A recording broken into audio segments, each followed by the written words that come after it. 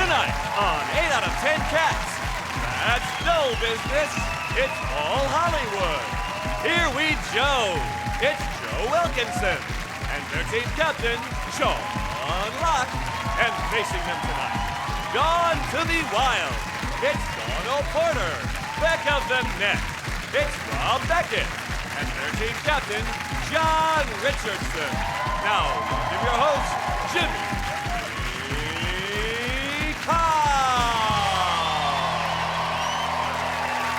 And welcome to 8 out of 10 Cats, a show about opinion polls, surveys and statistics. Did you know, for example, 40% of people regularly reward their pets with treats? Who's going to the vet for a lovely long sleep? Who's going to the vet for a lovely long sleep? 44% of Brits think that we should have a space programme. But Britain does have a space programme. Doctor Who. And 27% of men play games on their mobile whilst in bed with their partner. I'm guessing Angry Birds, especially when she wants to play Snake. Right, let's get started.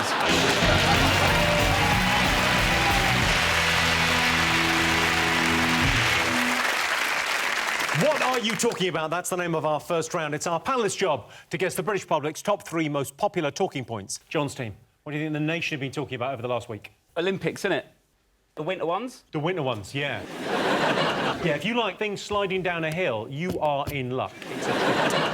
I saw a sport where they ski for a bit, lie down, shoot, out of a gun, out of a backpack, put it back on and then ski off again. That's the opening of a Bond film you were watching. Well, that's what how's that a sport? And where'd you get the equipment? I've not seen any of that in JD Sports.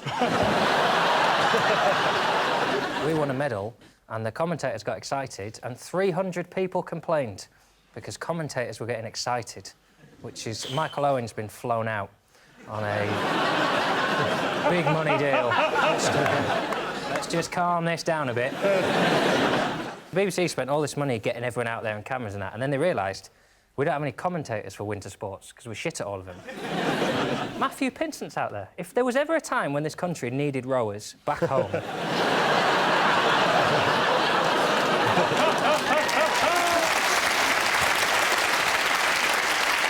It was the judging there that got me, because I was watching a lot of the borders and stuff going down, the free skiers. But the problem was these guys invent while they're mid in the air. They go, do you know what? I'm going to put an extra twist in this. The commentators are going, that's... and they're just making up names. Well, I become an expert within moments of switching on the Winter Olympics, and about 4 minutes in, I'll be going, well, that's a 9.8. What are you talking about? I'm the same with Bake Off, frankly. Watch it for 2 minutes, and then I have a very strong opinion based on literally nothing. Joe, have you done any winter sports? Yeah. I like them all. I like them all because I absolutely love lycra. I do all of them. I love the way it feels on my body. I feel sassy when I wear lycra. I don't care who knows it. And I like watching people in lycra. I'd watch anything it involved like... I'd watch Songs of Praise if they all wore lycra. So what I'd like to see in lycra, one man and his dog. Yeah. The shepherd and the dog in lycra. And a couple of the sheep sort of hanging about.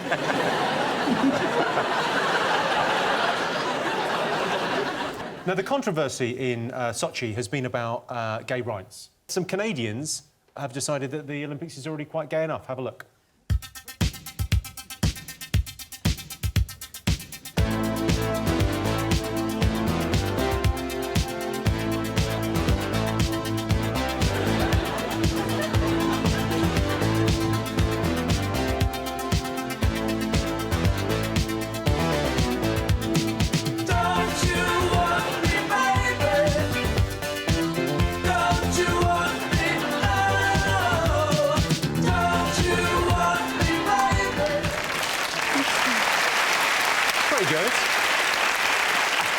They have made it the gayest Olympics ever, though. Like, even the logo, hot, cool, yours, just sounds like a lube. Doesn't it?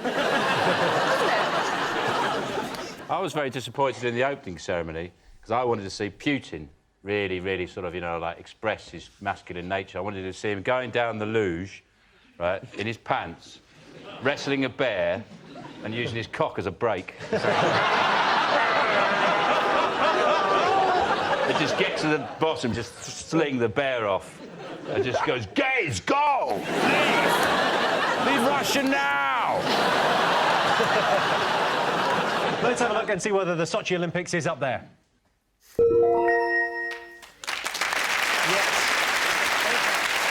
Yes, the Winter Olympics in Sochi are well underway. Britain's Jenny Jones won a medal in the female snowboarding. I haven't seen a woman go downhill that far since Britney Spears.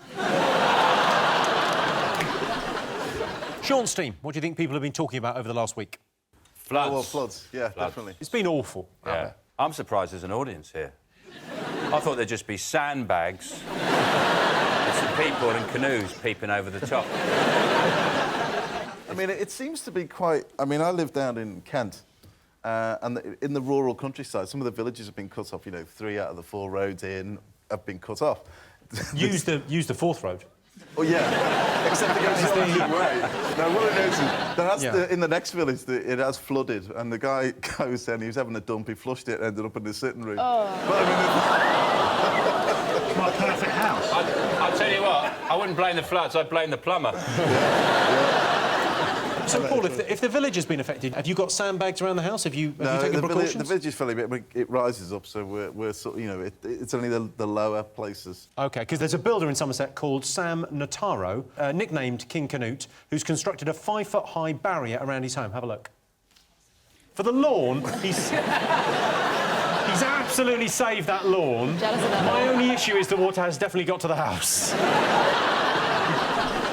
I don't think he's heard his name right there, to be honest. I don't think the other villagers are walking past that and going, "You seen what he's done to his house, King Canute?" Have you been affected by the flooding, Rob? Nah. No, I've not been affected. I mean, I find it funny they've sent the soldiers in. What are they going to do, shoot the clouds? What do they do? Or does Mick or nominate each other to drink the flood? You know, they rescue people. Why don't they do it, you know, like in Greece with the big giant bananas? You know, they just go through a village with those big bananas. Everyone gets on it. You joke. In Surrey, an emergency shelter has been set up in Thorpe Park. I mean, that'd be amazing if your house has been flooded and you feel miserable, and then log flume. Yay! I've been affected. You've been affected? Yeah, I think it's ruined the news. OK. Here's Ed Miliband visiting some flood victims. Have a look. Hi, how are you? Yes, it is indeed. It's, you know, it's interesting you've come out. You talked about 2003. Yeah. Of course, we had flooding here then. There was a report.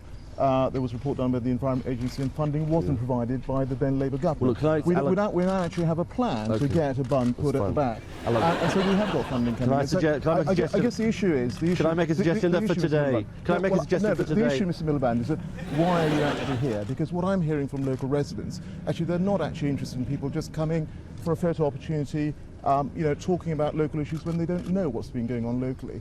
So I wish you'd done a bit of homework before you turned up here. Gone badly. I love that. What he should have done there, and he's got a lot of respect from the British people, if he'd just gone... They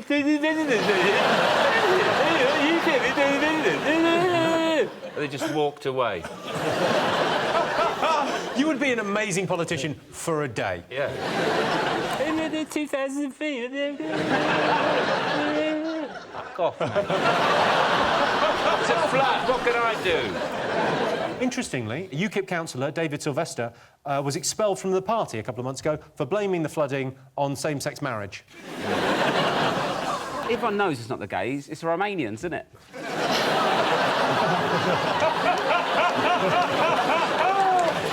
I'm worried the floods are going to give bungalows a bad name.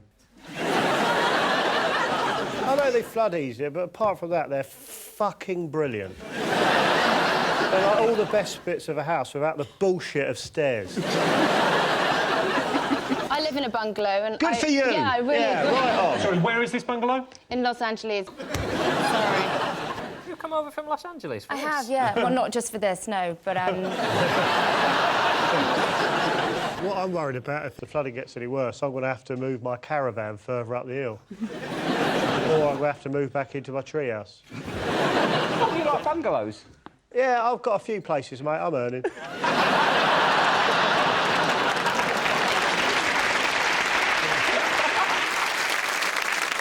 OK, let's have a look and see whether it's one of the most talked about things this week. Of course, the flooding. Yes, floods have been devastating parts of the UK. Eric Pickles was the first minister to apologise for the flooding. He filled his bath too high, and when he got in, Somerset flooded. OK, fingers on buzzers, one more thing to get. What do you think, John? Well, it's the ongoing thrill ride that is the Scottish independence debate, I imagine. George Osborne has laid the law down to Scotland and said, if you don't want to be in us... You're getting George Osborne and Beyoncé mixed up again. The one that isn't Beyoncé has told Scotland that if they go independent, then they can't have the pound. The phrasing he used was stupid. He said, if you walk away from the UK, you walk away from the pound. And what you should never do is ask Scottish people how far they're willing to walk and what for. Saying they've got to walk away from the pound. I mean, like, all this argument over a quid. Do you know what I mean? Just let them have it. A quid in the bottom of your bag they could have. So this is the 18th of September this year. The Scottish voters will be asked, yes or no, should Scotland be an independent country? What do you think, Dawn? Do you think they should go, or...? I'm in a little slight situation. I was born in Scotland. My dad lives in Scotland. Hi, Dad. Go and see him while you're over here, for Christ's sake. But still... You live in LA, you're going to come over here and wave at him on telly and fly back. That's actually quite correct. But I love him very much and I'll see him next time. But I do think that... I'm sure he'd be thrilled with that little terms and conditions at the end. If you do not keep up the payments, I will never see you again. Can I carry on? What with your relationship with your dad?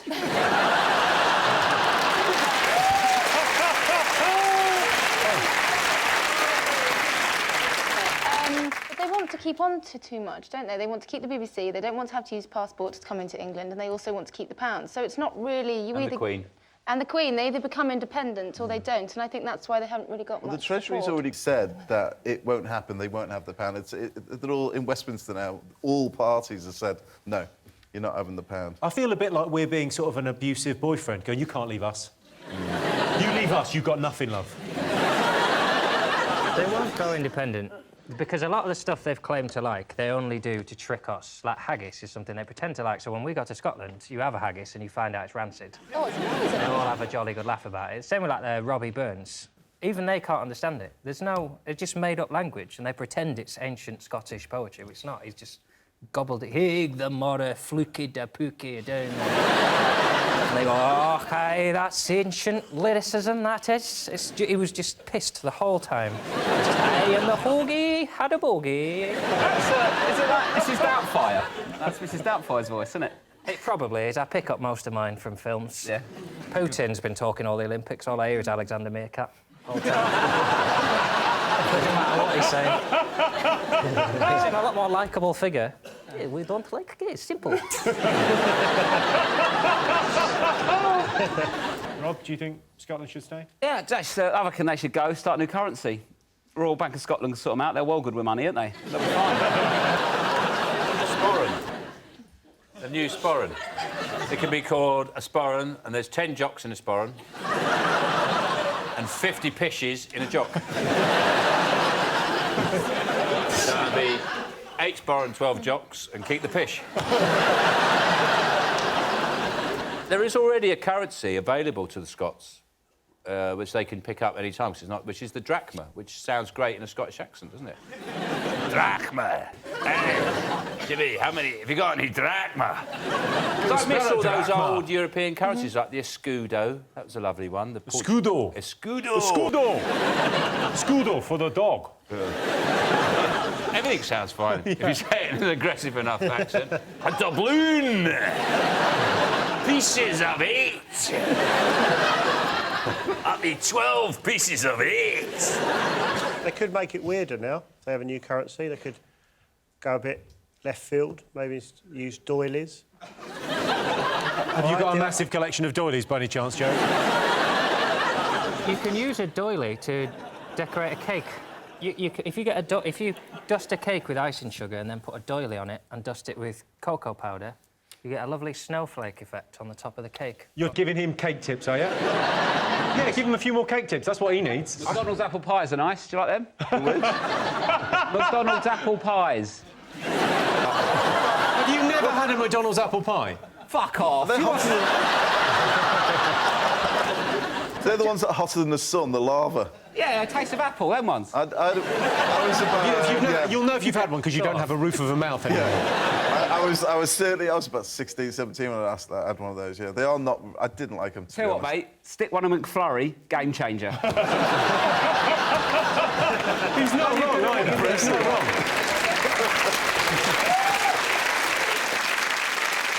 And I can tell you, Scotland losing the pound is not in our top 3, but... In September, Scotland will face a referendum on independence in which they'll be asked to either vote OK or OK no. Fingers on buzzers, one more to get. Well, there was Valentine's Day. I quite like Valentine's, actually. I know it's very commercial, but there's something I quite like about love being in the air for a day and this kind of sense that everyone might get laid, apart from the married people. Yeah, it's the only time you can write an anonymous card to someone and it's OK. But it's an email now, so it's never anonymous, is it? Are you still sending emails? I'm still cutting notes out of the paper. John, did you celebrate Valentine's? Well, this is my first year I've ever had a girlfriend on Valentine's Day. Whoa. Before you applaud that, that's tragically sad, is what it is. I had loads of birds, obviously, but February the 13th, thrift measure, get rid.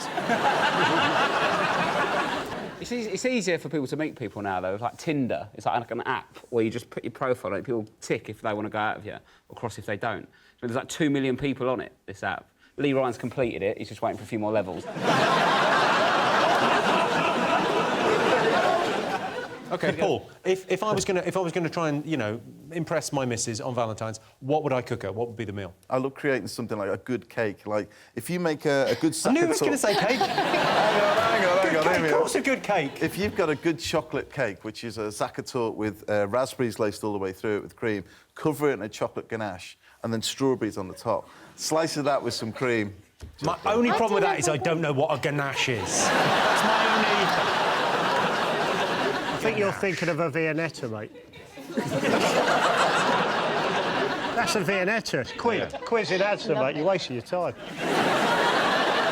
When was the last time you had a Viennetta? They're very nice, don't you be sneering. I made one for a series recently. You made a Viennetta for the series? They make them, mate. But I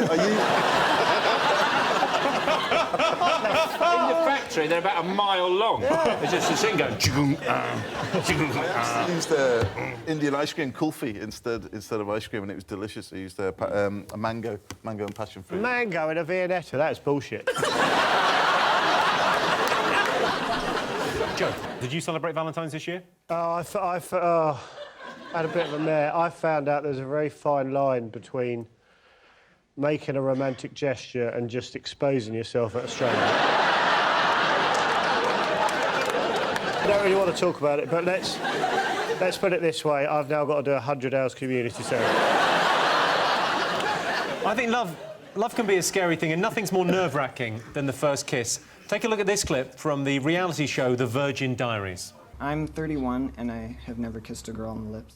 We're saving our first kiss for our wedding, and a lot of people are just, like, shocked when they hear that. Like, really? Is that hard to do? As if no one ever does it. I now declare you to be husband and wife.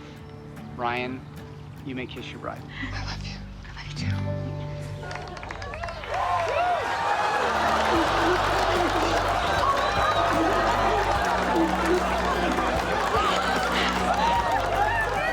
The kiss was,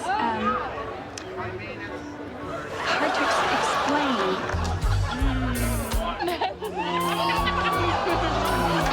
Strawberry lemon, it tastes so good. Wow, it's a dream. Like, I get to, like, kiss them whenever I want to. We didn't have to hold back anymore. We could just be free with our love. I can't stop kissing. It's like, oh. She just went right at it. I can tell she's been holding back, and now she's not.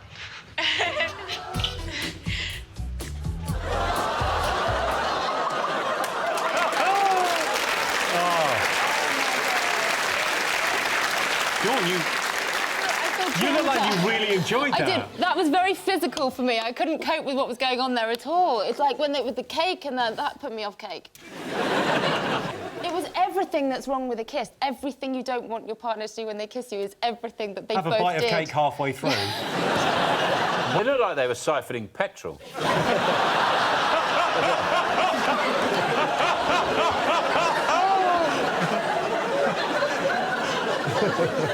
Well, let's have a look and see if Valentine's Day is up there.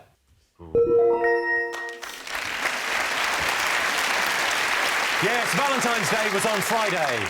It's estimated 6 million people popped the question on Valentine's Day. And that question was, can we have a threesome? So those were the most talked about things this week. But in other news, Flappy Bird creator Dong Win has withdrawn the game from the App Store. It's been the biggest slap in the face from a dong since Talisa.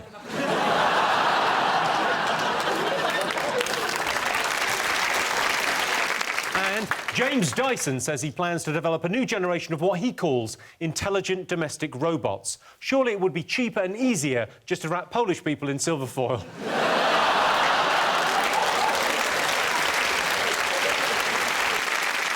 At the end of that round, it's 1 point to Sean and 2 points to John.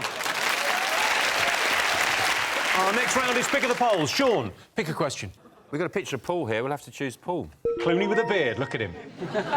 You're so well-groomed, aren't you? Very well-groomed. Dashing. You look like you've come out of the sort of human equivalent of a dry cleaners. OK, here's your Paul Hollywood-related question. Most people consider themselves a good cook, true or false? What do you think? I think they do think they're good. Really? Yeah. Yeah, well, you would experience a lot of people who think they're good coming on your show. Some of the auditions, the people who come in for the auditions, it's incredible. I mean, I could strategically shave a chimp and by the matter of probability come up with something that's better than some of the stuff that I've seen. Really? Yes. I bet that hurts when you say that to their faces. At the early shows, is it like X Factor? Do you have the nutters in week 1 going, I made the cake? No, we do an audition process, which we do film just to see how they're going to react on camera. But you don't show us that? No. Why don't you show us the best bit? Do you think that would be worth showing? I want to see someone turning up looking like Joe Wilkinson going, I've done a cake. I've done a cake, don't eat it because it's not legal. We've had people... I kept it warm in my pants. Paul, are you better than Mary Berry? No, because Mary's not... I know she's not got long left, but are you... Do you know I met Mary's mother? You met Mary's mother? Yes. What, at a séance? That's just... You're in serious trouble now, my friend. Seriously, who do you rate out of... I've learnt a lot from Mary baking at home because actually doing one cake is sometimes trickier than doing 20 because the proportional size of the recipe and the way that it is. So I've got enough respect for her, absolutely huge respect for her. OK, I do a little bit of baking. I don't do a lot of baking, I do a little bit of baking. I bake cakes, and I just sort of... I think there's a lot of love in it when I bake. I baked that recently. It's just at home, just hanging out, and I just... Actually looks a lot healthier than me, doesn't it? It's a Sean Locke cake. What's it made of? It's held together with hate. No offence to celebrity chefs, but I think people could be a bit snobby about cooking. Because, I mean, some of the best chefs in the world are working in kebab restaurants. Have a look at this guy.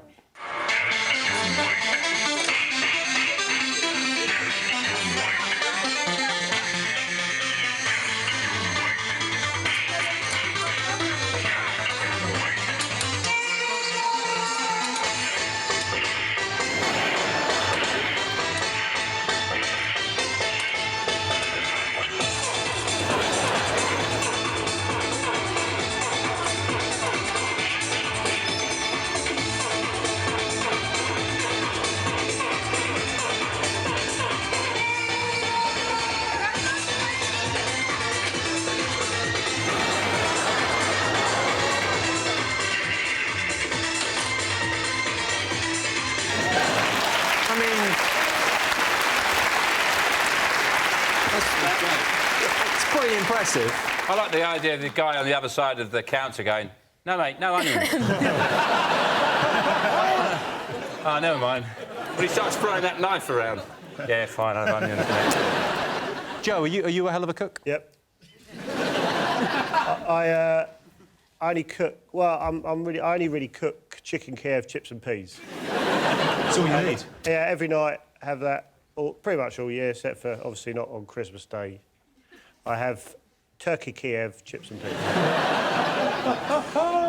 Do you like mini chicken Kievs? Do you like Mini ones, yeah. Juggle with them. Hot, hot, hot. That's how I learnt to juggle. Well, Dawn, you could have a cookery book based on your tweeting. You often tweet your food. I do, yes. You tweeted this a few weeks ago. Oh. I mean... I actually love cooking, and I cook a lot, and I am yeah, well, you can say. Your pea to fish finger ratio is mental. But you know when you get to the end of fish fingers and peas and you've got no peas that are mashed in the ketchup, so you have to have extra peas to make sure that that doesn't happen. Oh, so they're contingency peas? They're contingency. Oh, now you don't sound mental. Rob has a similar fish finger recipe that you may be interested in. He tweeted this picture. Oh, God. What happened there? Basically, what I do quite a lot is I turn the oven on, put stuff in it, and then just go. And that, basically, I put them on, I forgot about them, went out, come home, that happened, and it was in the middle of summer, we had an heat wave, and it was well hot in the house, because that was going on, and the heat was on, and my cat was groggy. From the heat, it was all over the place. John, what's your best dish? 12 fish fingers and 1 pea. I like when you've just got a load of shit left, because I only learnt to cook because I'm tight, so I don't waste stuff. So if there's a stick of rhubarb, half an onion and some Marmite in the fridge, that's tea.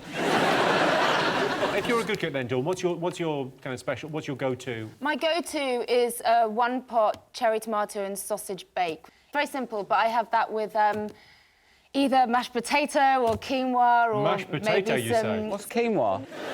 Quinoa is a grain that is very good for you. It's a non-wheat grain. Oh, so it's quinoa. quite good if you suffer from... yeah. Quinoa. It's just like fat couscous, isn't it? I've had that. OK, so most people consider themselves a good cook. True or false? What are you going to go with, Sean? What do you think, true? I think true. Yeah. People do. What do you think, John? I think probably false. All right, well, I can tell you the answer is true. 65% of people consider themselves a good cook. My girlfriend asked me to knock something up in the kitchen, and now our cleaner's pregnant. It's John, Dawn, Rob, what do you like the look of? We have the angry man. OK, you've chosen the angry man. Last week, a man from Missouri was given 2 years probation after sending 20 packages of his cat's poo to a company that rejected his job application. So we asked our studio audience, is it wrong to take revenge, yes or no? Like that, I would argue, yeah. It's not the sort of thing that's going to make a company think, do you know what, we were wrong about you. John, you ever taken revenge? I would like to say the sentence, I will have my vengeance. I'd like to say that at some point in my life. Treat yourself. Well, it doesn't work now because you haven't done anything, have you? Oh, you fucking... It's weird because you wanted to say, I will have my vengeance in quite a masculine voice, but when you got pushed even slightly, you went, oh, you! Yeah. I will have my vengeance. Sean, have you ever taken revenge? Have I taken revenge? Have I taken revenge, Jimmy? That sounds like the bitter voice of experience there. Have you ever done anything, you know, years ago? I've killed people, yeah. Once, deliberately, there was a car in a car park that was parked across 2 spaces, and I was going through a particularly bad time. So, knowing... Was it your 20s? Yeah.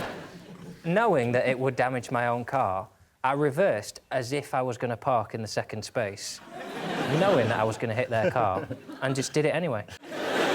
If they're going to take 2 spaces, they have to deal with the consequences of what would happen if I tried to park there without checking. I'm not saying it was a good thing to do, but I'm saying I enjoyed it at the time, and if I had the chance to do it again, I probably would. I did. I had something slightly similar. I caught this handicapped guy trying to use one of our spaces. I hope you had a word. Do you have a word? Oh, annoys me, you know. Joe, what's the best way you've got back at someone? Oh, the only thing I've ever done is bloke scratched my new pencil case, so I drove my van into the front of his house.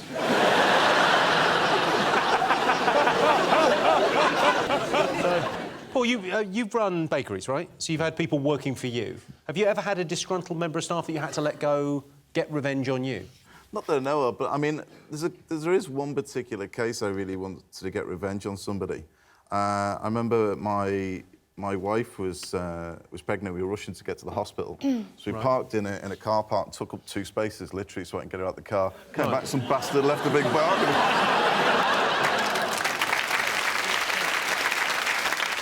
OK, let's get some answers on this. So, we asked the studio audience, is it wrong to take revenge, yes or no? John? I don't want to get it wrong and have the audience on my back. Is it wrong? I think it is wrong, isn't it? It's wrong to take revenge, but it's fun too. But the question is it wrong? It is not wrong, Jimmy, no. OK, all right, what are you going to go for, Sean? Yes. Yeah. Yeah. Yes. I can tell you the answer is no. Incredibly, only 30% of our studio audience think it's wrong to take revenge. So at the end of that round, Sean, Joe and Paul have 2 points, John, Dawn and Rob have 3 points. And the winner is the name of our final round. Here's your question. Best way to impress your in-laws? I just used a knife and fork. They're Irish.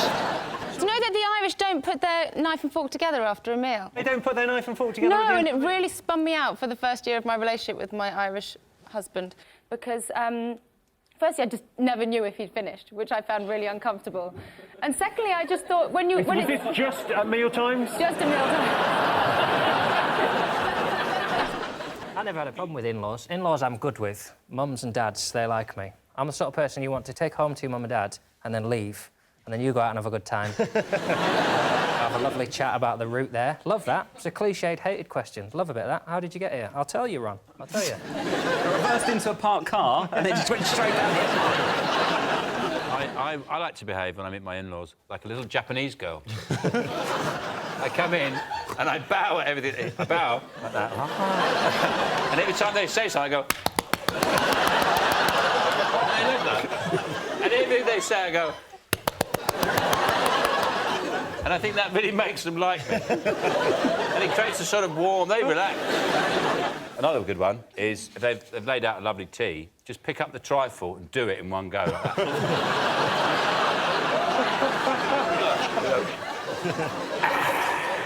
Now I'm going to drive. Or... If they ask you how you're going to provide for their daughter, just go, she'll be all right, and pull a stocking over Everyone down now! There you go. See? She'll be fine. Don't worry, I'll look after your princess. All good ideas. Yes. Rob, your in-laws, what are they like? They're nice, yeah. I think they've just grown to love me. They've just accepted me because they're a bit posh. They're different. They're different, yeah. They're posh. They're a bit posh. Yeah. Did you find if who isn't? Yeah, but they homemade baba ganoush. That's a different level, isn't it? Homemade baba ganoush? Yeah. I've never had homemade baba ganoush. No. I ate some before I knew what it was. That's not the right way round, is it? What is it? Some little brown dipshit. I don't know. He dipped something. How much posher is your girlfriend than you, then? So when you first turned up, did they go... What have we done? Why is she trying to get back at us? Let's put it this way. She's been to watch the polo with Harry and William playing, and me and my brother Joe used to have boxing fights at Christmas in front of the family.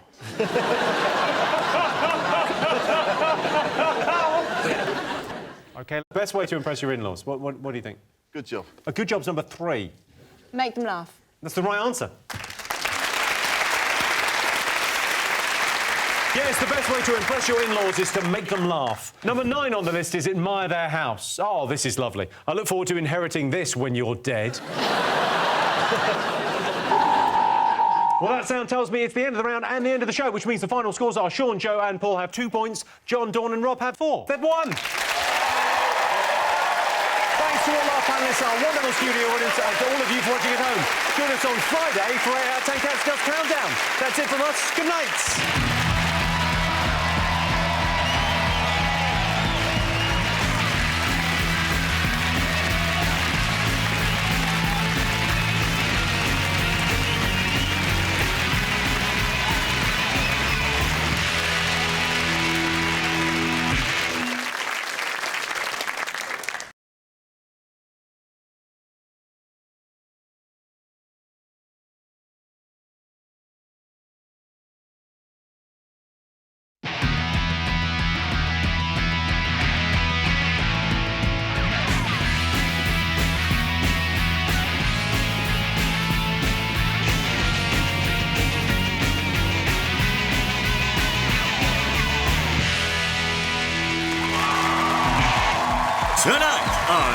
10 cats. Delightful. It's Jack D. He'll take the rap. It's Example. And their team captain, Jon Richardson. And facing them tonight, springing down the house, it's Jerry Springer. She's having a laugh. It's Rasheen Carnety. And their team captain, John Locke. Now, welcome your host, Jimmy Carr. Hello and welcome to 8 out of 10 Cats, a show about opinion polls, surveys and statistics. Did you know, for example, according to a survey, 1 in 3 men live at home? That's nonsense. Everyone lives at home. 1 in 4 Americans have appeared on TV. I'm assuming widescreen. And 55% of people think being associated with charity work makes you seem more attractive, which explains why Pudsey Bear gets all that poontang. Right, let's get started.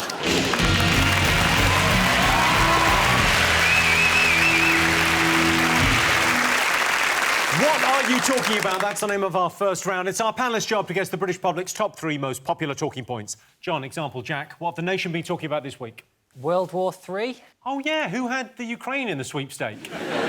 Ukraine have gone mad, haven't they? Got rid of their president, and Russia are going to invade, and the US are going to come in, and The great thing is now, when World War III happens, everyone will go, that little one on 8 out of 10 Cats said that. And I'll go, I did. Russia, when Ukraine ousted their Ukraine, just made up a country there. I think you'll find it's the Ukraine. Russia said they expressed alarm and anger, which is hard to do in one noise. That. So that's a noise my girlfriend makes when I jump out of the air and covered at her. Now, these have been, they only went on for about 2 weeks, the protests, and then they got rid of the president. They're pretty successful. Have you been involved in any protests, John? Have you done any marching? I've done some marching, yeah. Mostly around my house to my own tune.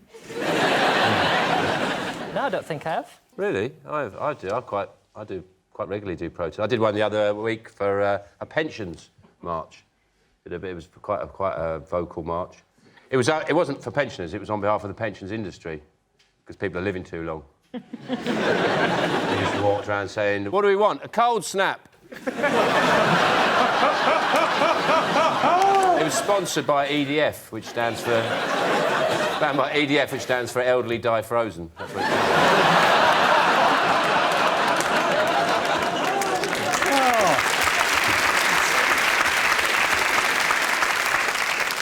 Last week, protesters gained access to Yanukovych's estate, which featured a replica galleon, a golf course, a boxing ring and a private petting zoo.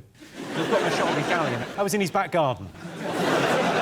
I just think it's a bad idea for a leader of a country to have that much, to live in a castle. I mean, who wants to live in a country where your leader lives in a castle and has all those riches? You're a guest here, Jerry. And she's got no power at all. And she doesn't own a zoo? No, she doesn't own a zoo. Well, technically, she owns... all the zoos. All the zoos. Why are we all so surprised when they go in and find, there's a zoo, there's a galleon? All the nutters have zoos, for a start. That's a sign of a bad guy. No one has a zoo who's a good human being. I want my own zoo. You're not a keeper. Well, OK, you are a keeper.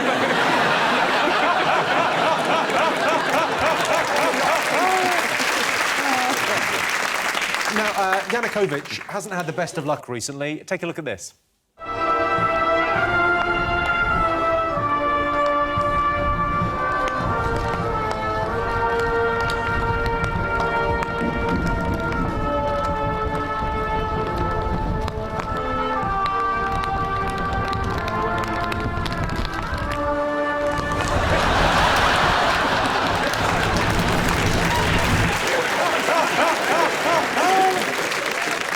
I like the way you introduced that clip by saying he hasn't had the best of luck. He lives in a house with a zoo and a galleon and a lake. Yeah, but he hasn't had the best of luck. A leaf hit him on the head. Example, Elliot for the evening, for the purposes of this. Yeah, Elliot, it's your actual name. You've been to Ukraine, right? Yeah, I was really disappointed, actually. What do you mean you were disappointed? Where did you go in the Ukraine? We went to shoot a music video, as you do, in Ukraine. Where exactly in the Ukraine? We went to Chernobyl. So you were disappointed with Chernobyl? No. I'll get on to the disappointment. It wasn't as nice as I thought it was going to be. No, the reason I was disappointed in Ukraine is because when we went back to Kiev, we stayed the night in Kiev before we had to fly back, and we went everywhere looking. I went, right, I'm gonna have chicken Kiev in Kiev. As you do. And we went. I'm not joking. Yeah, we went to about 7 places, and we couldn't get chicken Kiev in any fucking place in Kiev. That's because the garlic butter pipeline comes from Russia. Oh. Putin cut that off. I had the same problem in LA. I couldn't get a lasagna anywhere. It's worth pointing out that before Elliot went to Chernobyl, he was a 22-year-old woman.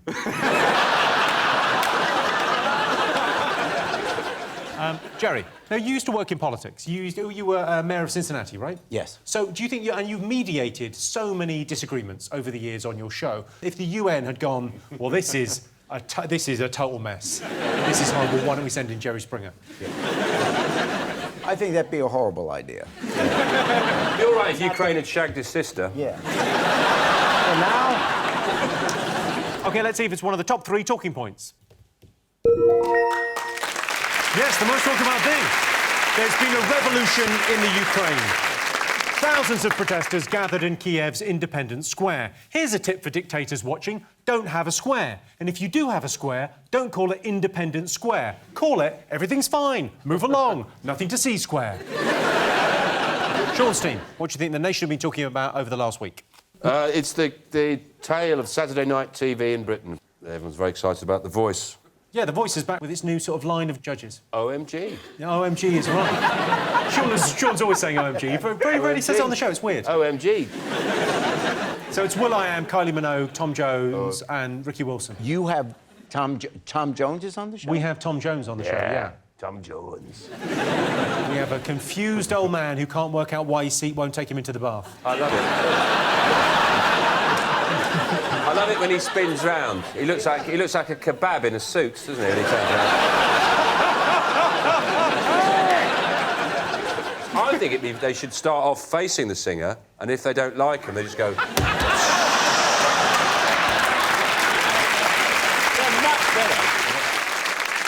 Have you ever watched it in a swivel chair? It can make it marginally more interesting if you start with your back to the telly in a swivel chair, and if you like what you hear, you turn round.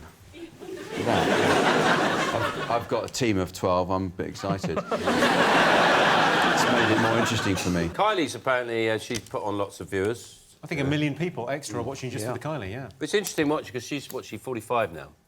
She looks very well. I was thinking the only thing. Well, but no. That's wrong. No, it's not Go fair. on, say the thing that's obviously terrible. Well, that chair moves more than her face, doesn't it?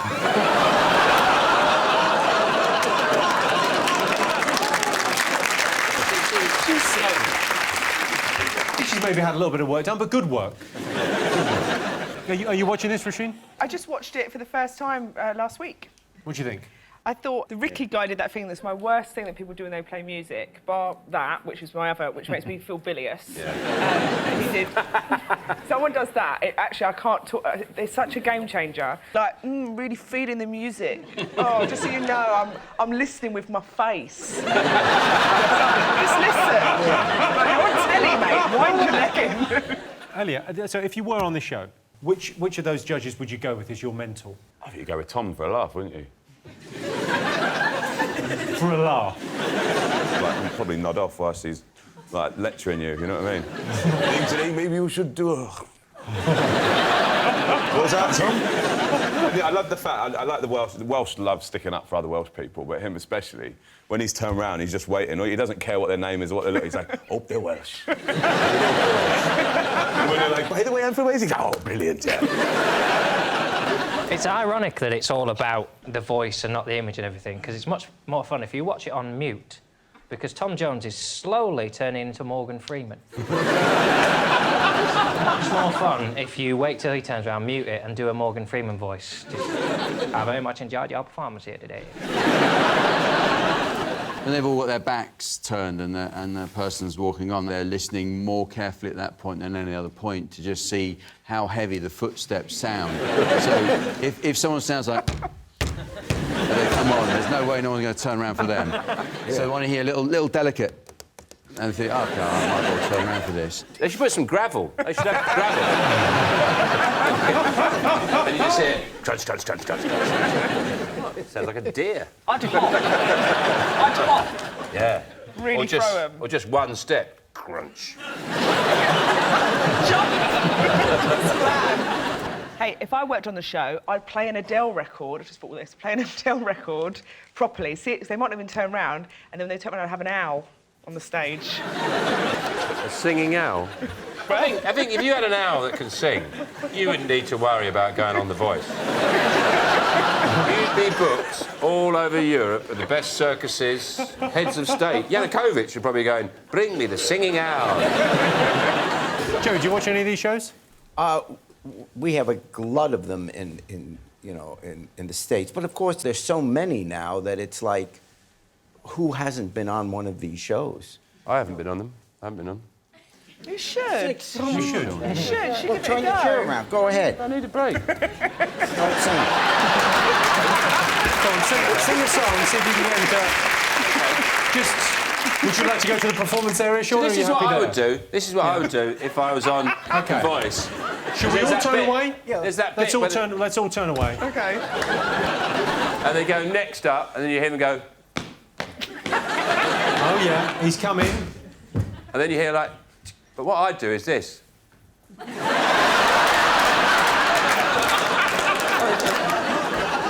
then I'd start. Here we go. Spin round, Jack. You do. That means you want to manage me if you turn round.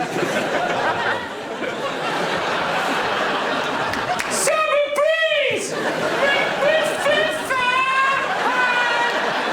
Floating through the jasmine.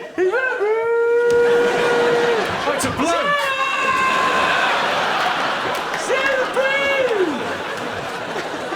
You got the voice of an angel. I only turned around because I thought it was an owl.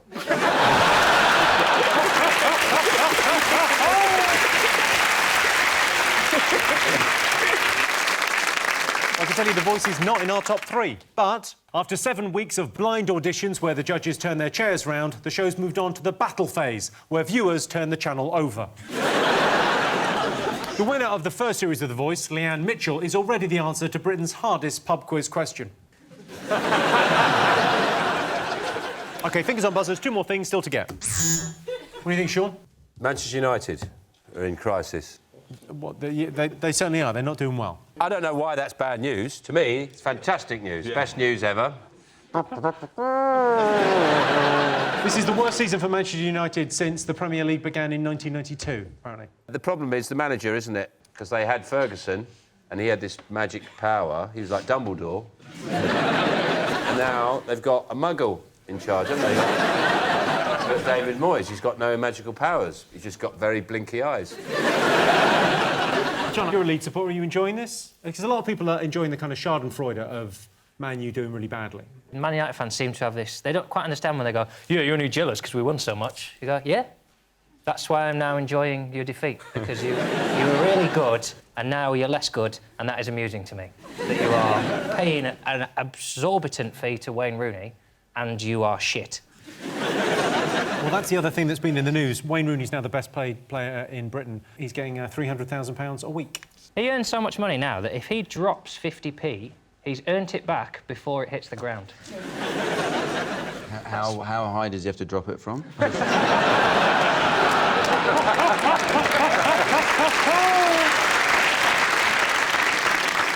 Because when someone earns these massive amounts of money, what they always say, it's £300,000 a week, but then they break it down and down and down, and they go, oh, it's £30 a minute.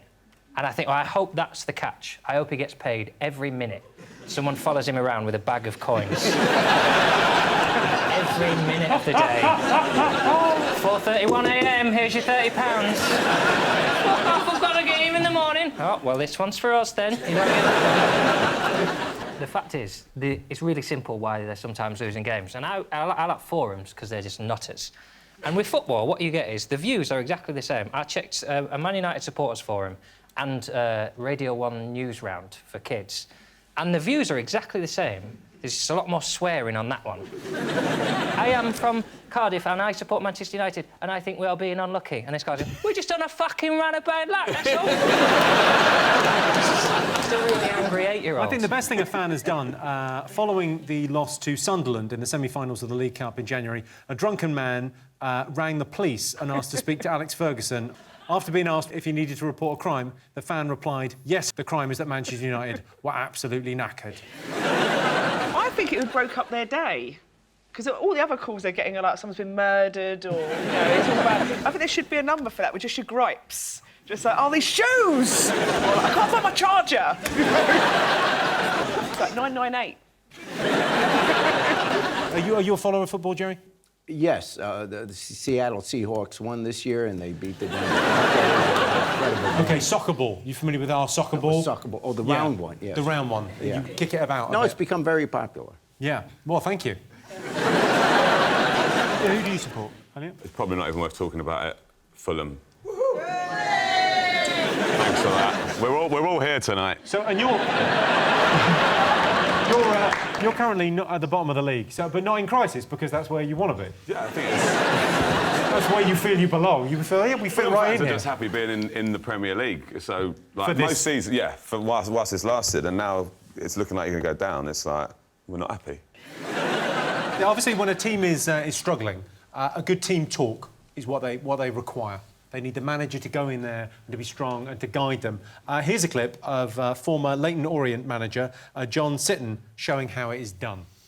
You come and see me tomorrow, you've got a fortnight's notice, because that performance is the straw that broke the camel's back, and that will be not be tolerated in this dressing room while I'm in charge. Because you've had 2 good performances and you think I'm 30 big bollocks tonight, I'll play how I like.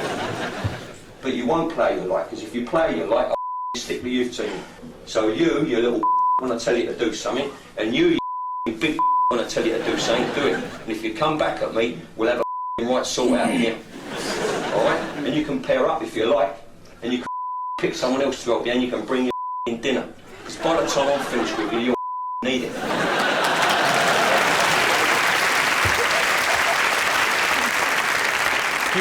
We got to get this game in America. This is pretty good. This is impressive. If I was one of those footballers, I would have said, I'm not sure I care for your tone.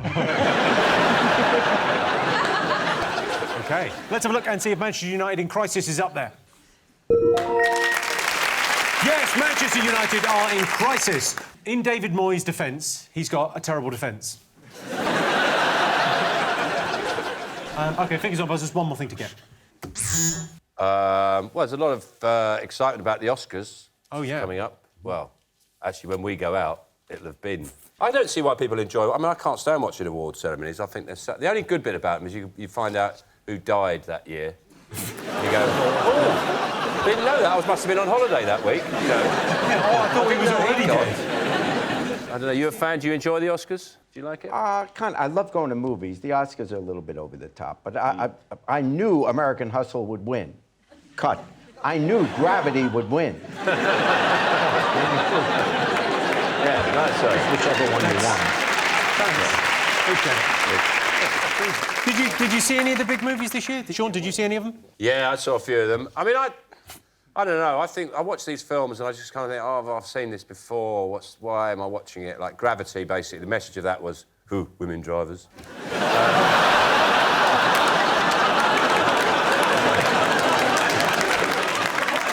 It's difficult to get behind awards for millionaires who already have a cool job. Especially Gravity. I mean, she got $70 million rumoured for that film. She should get that money and the award if she can actually float. There was the Asian guy at the beginning, which we all knew, because there's 2 lead names, both of them are white, and then the scene opens with 3 characters, one's an Asian guy. Even for Hollywood, like, you're literally like 10, 9, 8, 7, gone. Yeah. Like, 2 seconds later, he had a steering wheel went through his head. I was disappointed, to be honest. It was in 3D, it's just an excuse to have a load of stuff looking like it's being thrown towards you, and I was like, all that, you know. And I thought, if I want to see a load of crap coming towards me like that, I'll just do another gig.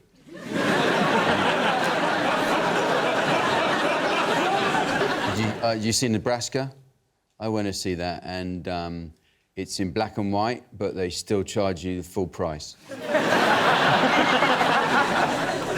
Jerry, have you been to the Oscars? Have you ever been invited? Me? No, they're not going to invite me to the Oscars. No, they don't. They don't even tell me where they're holding it.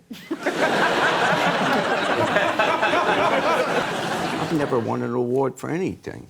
Oh. Your show must have won an award. Oh, for what? Oh, come on. Jerry, you underestimate how popular you are, Jerry, in this country. Now everyone realises that Jeremy Kyle is the alternative. Shall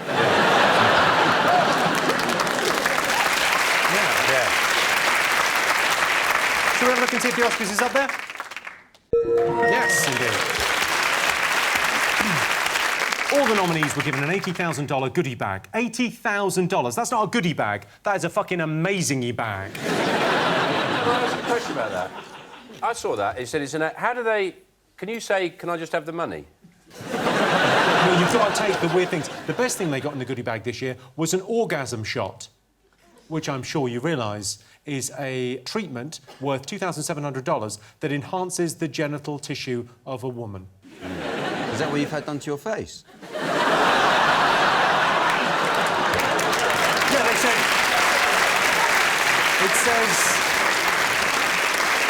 It says on the box it works on all kinds of...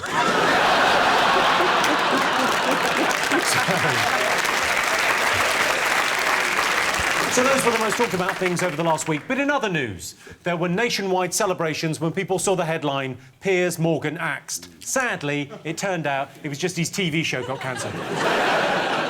And the first Scientology wedding was held in the UK last week. Congratulations, I now pronounce you deluded and gullible. So at the end of that round, Sean, Rasheen and Jerry have 2 points, John, Example and Jack have 1 point. So next round is pick of the polls. Sean, Rasheen, Jerry, what do you like the look of?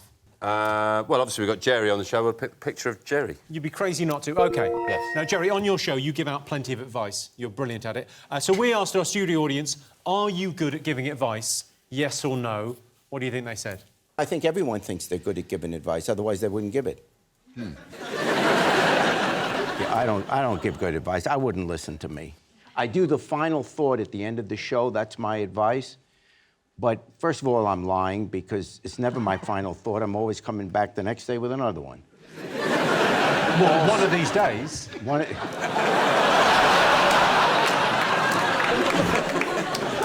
Jerry, what's the most extreme show you made? The show I remember is the guy who married his horse. But in my final thought, I came out against it. I want you What did you say? Nay means nay.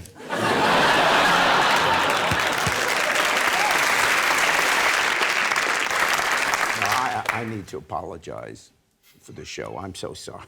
I could just take a minute to apologize to the British people for my show. I didn't mean to do it. Your show, there's nothing about I've ruined your the culture. I've destroyed the culture. I'm going to hell. And I just hope hell isn't that hot. I'm very light-complected. OK, let's get back to the question. Are you good at giving advice, yes or no? Best bit of advice I'll give you, anyone here, never walk into a sauna backwards. You shall lead a long and happy, fruitful life.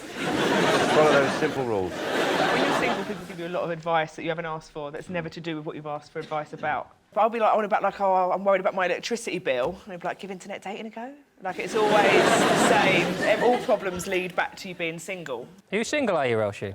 Bit sad, innit? John's had a girlfriend for 3 weeks now. He's thrilled with himself. Is it a horse? I call her sugar tits. I've got a real bit of advice. Do you want it? Yeah. If you've got a pizza and it's cold and old, and you think, oh, I want to do the pizza, you can put it in the oven, it's going to make it drier, you can put it in the microwave. I mean, that's just an animal's move. But if you put it face down in a dry frying pan, and it's like brand new, it's like Domino's have been back. I usually, when I've got an old bit of pizza, I usually put it in the bin.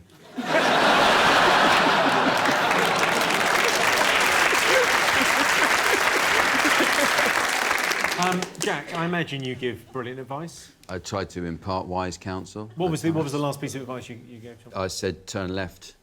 On the way here, from the driver. And it worked. I'm here, aren't I? So that's good advice. Pretty solid. But have you ever given anyone any advice, Elliot? To any sort of young, up-and-coming musicians? Best advice is to do everything yourself, because most people are useless. Do everything yourself? Did you do your haircut? No, my missus did. Right. And she's not a hairdresser, obviously. Thanks. She just had a change of hairstyle. I mean, I'm not one to talk. I've been trying to get it right for years. People just... most of my tweets that I get, when's your album out, or cut your hair, you wanker. When's the album out? June, and this hair's on the cover as well, which is good. Big year, then. Big year for Not me, going to yeah. get any tweets now, are you?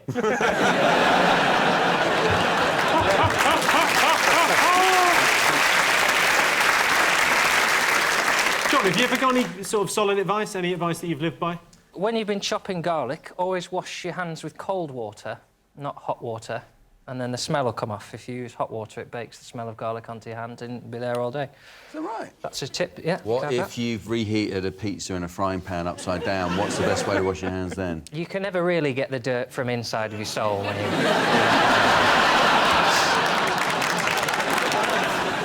All right, let's get some answers on this. So we asked our studio audience, are you good at giving advice, yes or no? What do you think they said? Sean? Yes. OK, what are you going to go with, John? Yes. I think yes. You think yes? He I can tell you the answer is yes. 72% of our studio audience think they're good at giving advice. John, example, Jack, pick a question. Well, everyone loves a clown, don't they? Everyone likes a pint.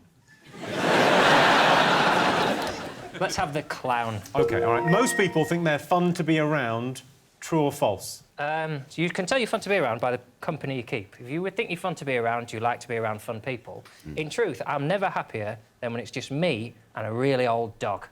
I sit there for a day by a river with an old dog. Guys? I agree. I distrust the whole concept of fun.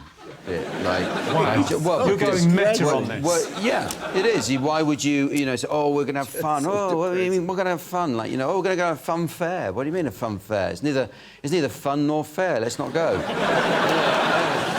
Fun size. Fun size. Oh, it's fun size. Who decides what size fun is? We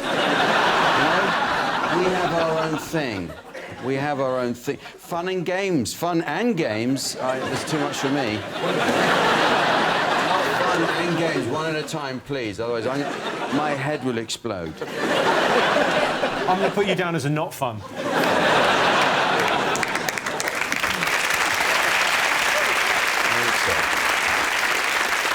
Ellie, you're a pretty fun guy. I think I'd be quite fun to be around because I've got quite a fun lifestyle. You know what I mean? Get to fly around and do gigs and... In Chernobyl? Hop on board the fun bus. Where are you going? Nuclear disaster site. Woo-woo! I'm the mayor of fun. You're the mayor of fun? I'm fun. I love fun. What? OK, give us an example of the fun. Harmless salt? Yeah, harmless fun. Just like that. That's fun. Woo! Look in there. Whee!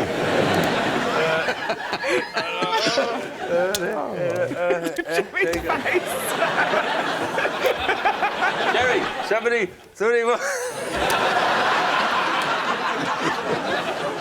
he thinks there's someone over there. It's not, it's me.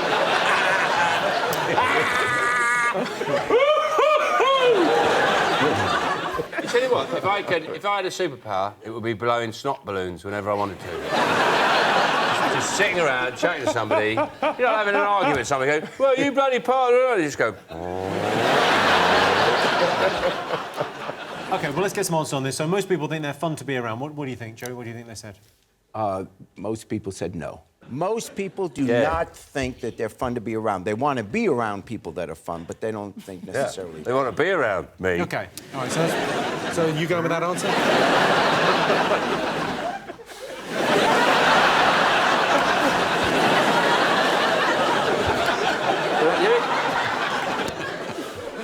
I can do any hairstyle I want.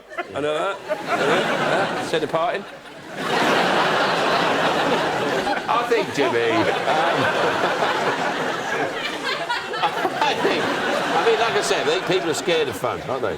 They're frightened. They can't handle the fun. Sort of can't look away now. OK. So what are you going to go for? We think it's false, James. You think false? You're going false? False, yeah. OK, so I can tell you the answer is true. 80% of people think they're fun to be around. I suppose it does depend on your definition of fun. If you mean getting drunk and acting like an idiot, then that's not me. But if your idea of fun is a disappointing evening, followed by awkward sex, apologies and crying, then I'm a really fun guy. So at the end of that round, it's 3 points for Sean's team, 2 points for John's team. And the winner is the name of our final round. Here is your question. Top adrenaline rush. You know, the Winter Olympics? When that finished. John, you're a thrill-seeking adrenaline junkie of a man. How do you get your rocks off these days? I had some smoked paprika fudge. That gave me a bit of a buzz. Do you want the truth? I thought it was just fudge. I swallowed it and went, ooh, paprika. I went on a water slide in Benidorm. That was a bit of a buzz, but I didn't enjoy it. It wasn't a buzz I enjoyed. It was a buzz of, oh, I'm gonna die. Elliot, you're a bit of a thrill-seeker, aren't you? Well, have you got a story on me? I've not a story. I've got a photo from your honeymoon. Oh, have you? Not that one. I've got a photo of you swimming with sharks. Oh, hello. I'm the bloke on the right, by the way, not the bloke with his arse out. I thought it was your fiancée.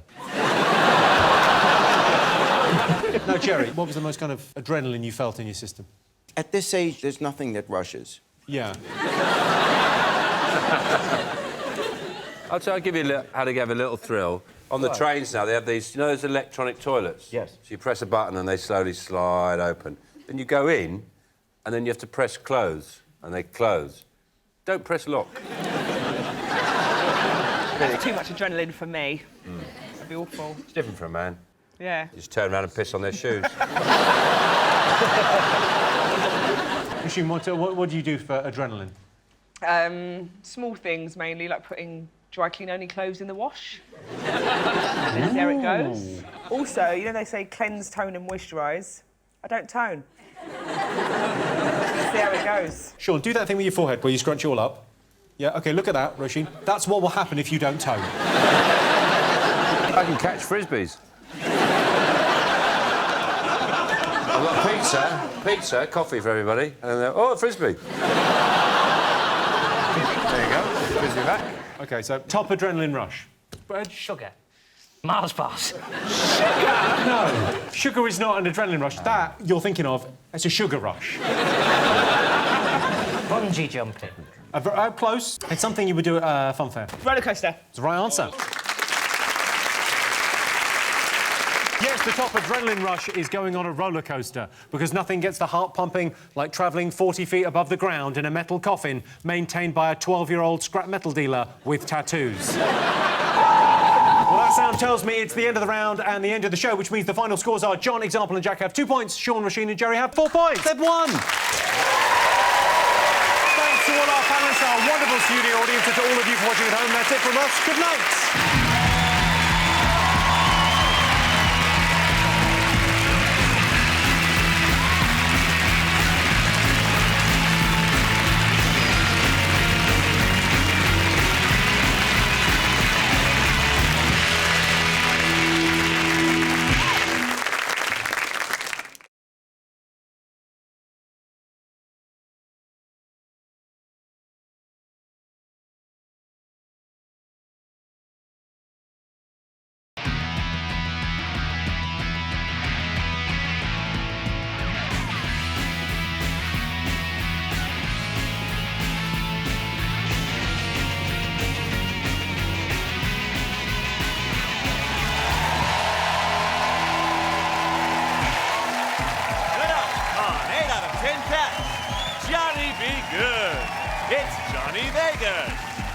Let hurry, hey, it's Mel Gedroy.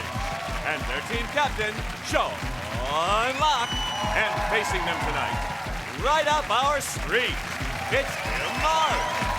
C'est la vie, it's Aisling B. And their team captain, Jon Richardson. Now, welcome your host, Jimmy Carr. Hello and welcome Welcome to 8 out of 10 Cats, a show about opinion polls, surveys and statistics. Did you know, for example, 40% of British people can't identify bird songs? It's simple. It's usually either I Will Survive by Gloria Gaynor or Independent Women by Destiny's Child. 15% of Brits think Downton Abbey is the best TV show ever made, and that is a survey of your nan. And 33% of people don't know how to tie a necktie. It's easy. Just wrap it around your neck twice, tuck it in the hole and pull it tight, unless you're Piers Morgan, in which case, follow the same steps, but first, attach it to a light fitting. Right, let's get started.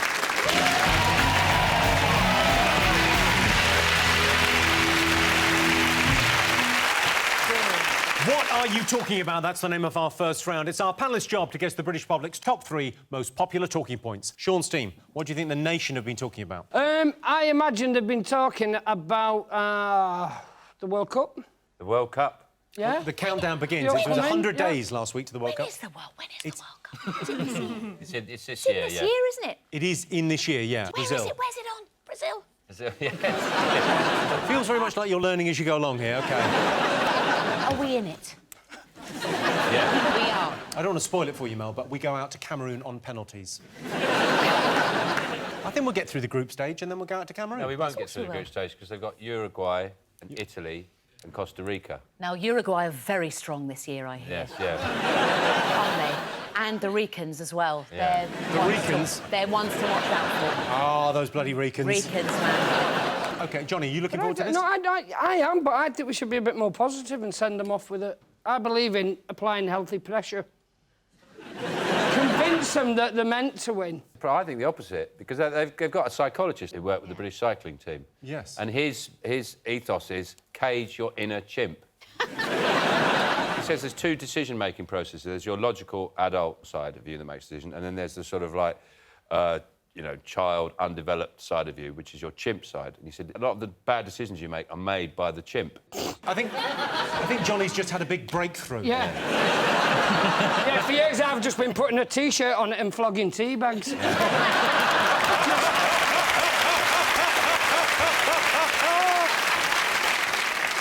but the point is So that they're getting there's a this psychiatrist. side of you that is a chimp that he wants to explain to footballers that you've got to find a way of dealing with that side of yourself before you go onto the pitch, so you make rational decisions. The biggest problem he's got is getting England players to understand a metaphor. I imagine him saying to Rooney, no, for the 3rd time, there isn't a real chimp. There's no... It's an idea of a chimp.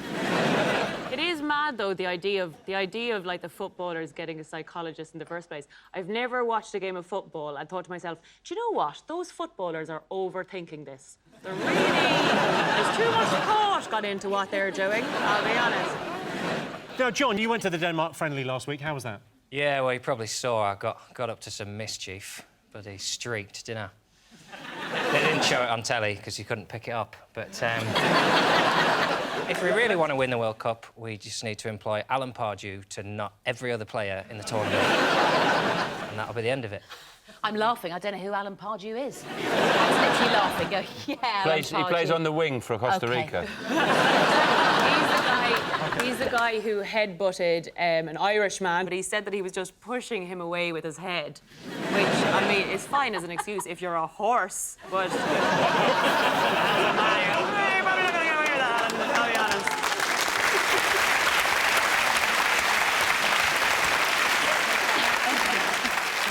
Last week it was announced that Gary Lineker and Gary Barlow would be fronting England's official World Cup song. Let's hope it's as good as the 1988 England squad smash hit. Take a look.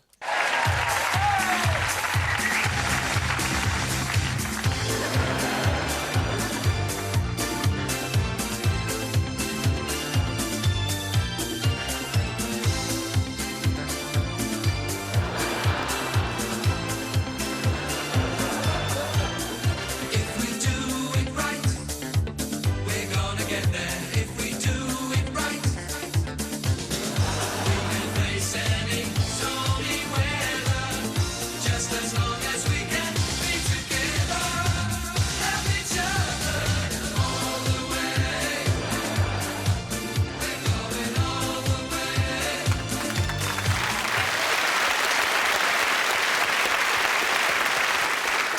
It's like a hearsay video. Kim, your moves were better than that, my love, on hearsay. Not much. I had a snog to that song. In a disco. Just a snog to a song called All the Way. He must have been... I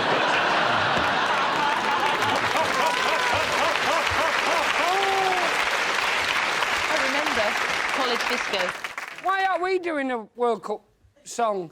What, a seven? Because we respect music. you know, if it was me singing, if you don't win, I'm going to come in your house and do things to you. I'm going to take your dog for a walk and it's never coming back. And we might go out, they might score a few goals. If you want your wife's head in a box and come home and find me wearing a clothes, then miss a penalty, I dare you! OK, let's see if the World Cup is up there. Whoa. Yes, the countdown to the World Cup has started. I actually think England have a good chance of winning the World Cup unless, and this could happen, any of the other teams turn up. John's team, what else the nation been talking about this week? Russia and the Ukraine, probably. Yeah. The news does seem like it's secretly been written by a 14-year-old boy with an overactive imagination. Like, there's a sort of 90s spy film to it, like the Russians are back as a main enemy. You've got an evil warlord going, about to start World War III. You've got, like, Angela Merkel with her cat and her tiny eye just going, but you have our gas! You know, it's all really... I'm just waiting for the news reporter to go, but who can save us? Dun dun dun dun dun dun dun dun. William Hague. Oh, what? Thank you very much. It doesn't work as a country, though, Ukraine. It's basically 2 bits pushed together there and then a bit put on the end. It's like if you were in your living room and you decided you want to knock through for more space, but you did it sideways into your neighbour's house. And then just thought, it'd be fine, we'll just carry on with it. She's a nun with a fish allergy and I watch a lot of porn and eat a lot of fish, but... I can't see this being a problem, we'll get used to each other. I imagine they're tense. I don't know a lot about the diet over there, but I only imagine they eat cured meat, pickled cauliflower and vodka. I imagine their guts are just ready to explode. Don't talk to me about exploding guts. I've got a hernia. Oh, no. You've got a hernia? Well, how did this happen if that's not a... You don't ask a lady questions like that. It literally means that your gut is protruding through the stomach wall. I've got that. Have you got that, Kim? Yeah. I think I've got one too. It's Have just you? above my balls, yeah. Yes. Like a tiny little... Does anybody else have a thing where... I have this thing, whenever I see Vladimir Putin, I just think of a Putin. But Putin's got the classic short man syndrome. He's obviously got that to a degree, because he's about 5'5", he's bald, right, and he spends a lot of time on jet skis, doesn't he? He spends a lot of time driving around. He's always got his top off. Top off on a horse, that's his favourite thing. Yeah. Shooting something, catching a salmon. He's like Simon Cowell with an army, isn't he, really? You know what? Why don't you lot keep on talking? Because when he invades, I think he's great. You know what? I think all he's done is put troops in there to secure certain people against xenophobic acts, and I think that when he does land on these shores, I'll be the first one waving. I don't imagine he's a big 8 out of 10 Cats fan, you know, Vladimir Putin. I don't think he's really catching up on panel shows. I like this Johnny Vegas, he's very funny. Kim, presumably you've been talking about Ukraine non-stop on Corrie. We have, actually. We're all quite freaked out. No, it's quite scary, though, to be fair. Is it? What do we do if we're all called up, though, if there is... What do we do? What chance have I got of being called up? I'm the safest person in this war. They've got guns, they've been firing warning shots. If I had a gun, I'd be firing warning shots if my kid didn't put his shoes on quick enough for school. Why on to go pow, pow, pow, pow? Yeah, I think... Where's the post? The day you get a gun is the day Paul Gascoigne is going down the chicken shop. He'll be turning up with a couple of cans, trying to calm things down. I wouldn't be that daft. I'd have built a bunker first, wouldn't I? It's good to know you've thought it through. Oh, yeah, I'd have a big bunker of McVitie's. I can just imagine sending in the Tetley's monkey. Go, Johnny, come on, come out. The Tetley's monkey? Yeah. The Tetley's monkey? Johnny, I'm so sorry. I don't know You know what was going come through my over brain. here, you don't adopt our culture.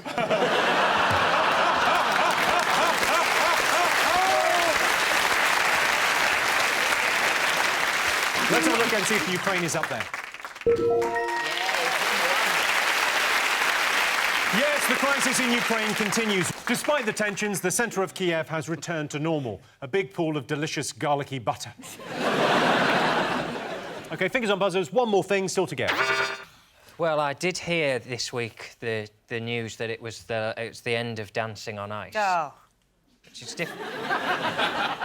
Steady on. What a way to hear. Yeah, it's difficult to know how... If I had to describe how I felt, it would be sort of like hearing that someone at the end of my street who I've never met is moving house. I think that was a big surprise for most people that Dancing on Ice was ending, was that it was still going. It was also they called this one the All Stars one, which I think they called because, like, when you look up into the night sky and you go, do you know any of their names? You go, no. Yeah, it was basically Guess Who on Ice. It's the on ice bit I don't like, because that's just a cop-out, isn't it? It's really just dancing. You put any show on ice and it's better. The Voice on Ice is better than The Voice. Antiques Roadshow on ice, better than Antiques Roadshow. Splash on Ice, fantastic telly. Kim, your former bandmate Suzanne Shaw, is that right? Yeah. And Corrie colleague Hayley Tamadon. They were both on the show. Who were you rooting for? Hayley. Yeah. So your new friend? Me and Suzanne have been friends for years. Yeah, fuck her. Were you disappointed you never got to go on Dancing on Ice? No, I'd be terrible though. I mean, I get sick at fairground rides. I'd be throwing up on everyone. Actually, that'd be quite entertaining. Yeah, it'd be good to watch. Me spinning around just vomiting that's like on saying, everyone. I can't go on I'm a Celebrity because, oh, no, I'd be sick. Well, that's what we want to watch. Yeah. Sean, are you annoyed they're cancelling the show before you got a chance? Well, it's not me. It's the current cast of Hollyoaks I feel sorry for. The way I feel about it is it's the curse of Bleakley, isn't it? Struck again. It's the curse of Christine Bleakley. Daybreak, she's on that. Ice, Dancing on Ice. Frank Lampard, he's not being selected for the England squad. You know that duck tours and set on fire? She was on that. Only in Kiev a couple of weeks ago, wasn't she? On a modelling assignment. This woman's cursed. Johnny, have you been asked to do Dancing on Ice? No. No, I haven't. It's the only reality show I've not been asked to do. It shows the strength of your career every year, doesn't it? When they go, come on. Come on, the bank must be nipping at your heels, fatty. I think if they hadn't said it in that way, you might have done it. No, they don't, and apparently it's really good for weight loss, you know, all that skating and the sliding. Well, Ray Quinn actually lost weight. He lost 2 stone to be on the show. So this is what he did to himself. That's before, and that's after. I'd have to skate for 15 years to get to the point where I'm the before picture.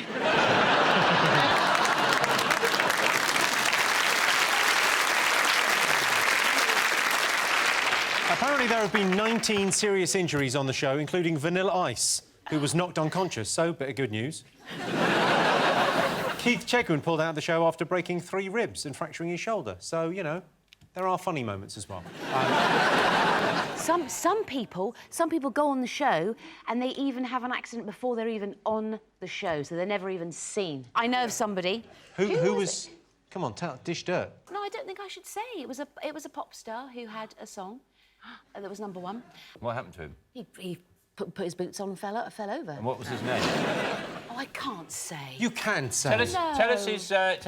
Was it Chesney Hawkes? Yes. Yes. Someone just told me in my ear. I had no idea. You're thinking I'm a massive Chesney Hawkes follower. That's the worst piece of gossip I've ever heard.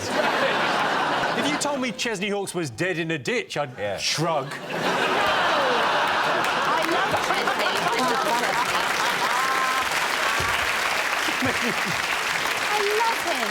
Well, I can tell you the final ever episode of Dancing on Ice is not in our top 3, but after his shock exit from this year's semi-final, Sam Atwater will be going back to doing what he does best, appearing in the sentence, "Who the hell is Sam Atwater?" OK, fingers on buzzers. What do you think? I think it's the tax on sugar. Yes. There's obesity crisis, and they want to put a tax on fizzy drinks particularly, and also raise funds to pay for the NHS treatments, which will inevitably arise from the amount of obesity. Johnny.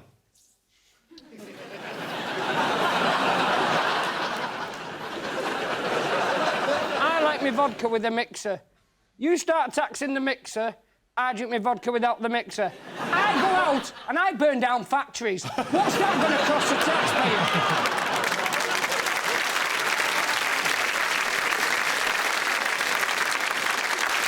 If sugar, if Coke, right, causes obesity, why aren't flies fat? They love Coke, but they're not fat. Flies know when to quit because they've got loads of eyes and they can see themselves and they cry and they fly off. If I'm drinking Coke and I don't have a mirror, I'll be there for days. John, what do you make of this tax? Well, the figures are depressing, aren't they?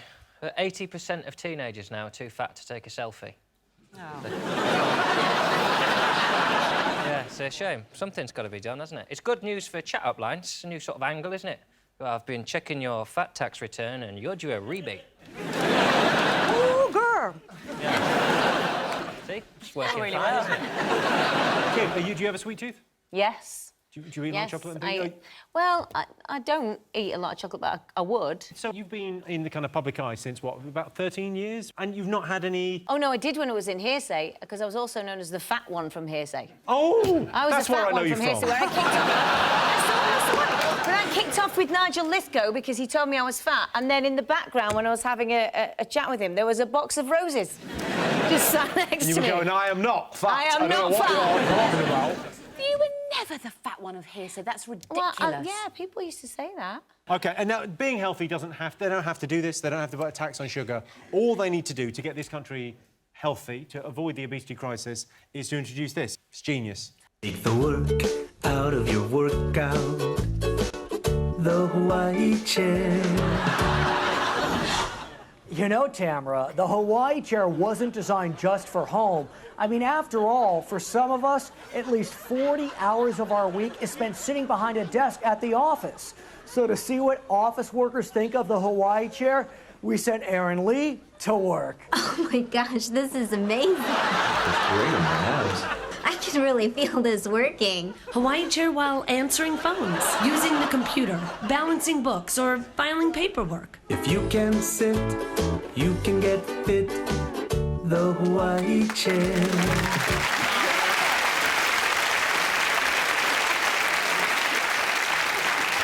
I hope it's absorbent. If you played that without the visuals, it would sound like a porn film. It would just like, oh my god, that works. Yeah, it works real good. It feels awesome. Oh my god, yeah, you like that? You like that real bad? Yeah, I really like it. This is awesome, and I just sit on it. You just sit on it. You just sit on it and twirl around. Oh, it looks like you're masturbating over your colleagues. Yes, yeah. Why do you think I went into stand-up? I would never have survived an office environment. Neither would the photocopier.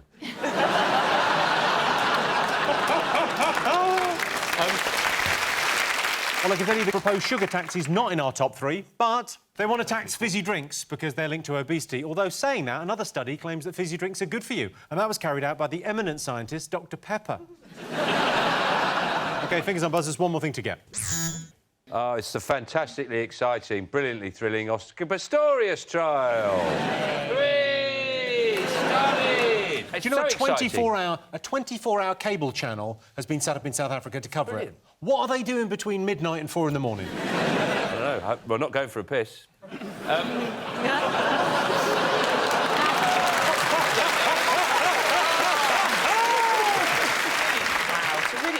It's a really ugly side of our nature is being displayed here, because, like, Radio 5 Live, which sees itself as a fairly respectable news channel, is so excited about this, and we will have regular updates on the Oscar Pistorius trial in the morning and in the afternoon, like it's the World Cup. Like it's entertainment. Like something we should look forward to, yeah. What's going to happen to courtroom artists if we film courtrooms? They're going to be out of work, aren't they? Yeah, it seems a shame for them. They've mastered their craft, haven't they? Yeah, they're And then they've lovely. just I gone, love them. not needed anymore. You might as well wait outside a tourist attraction and do caricatures.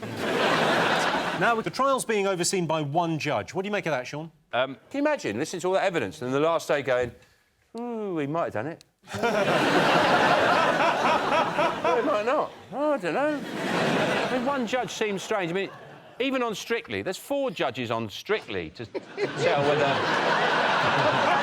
Russell Grant can do the can-can. You know, they say, oh, that was terrible. They can't even decide on how good Russell Grant is. Well, maybe that's what his appeal will be based on. Well, Bruno Tonioli wasn't even there, so... Oscar, I love the way you shot all around the door. It was beautiful. Some people, they only get a 1 shot, but you always take 4 with such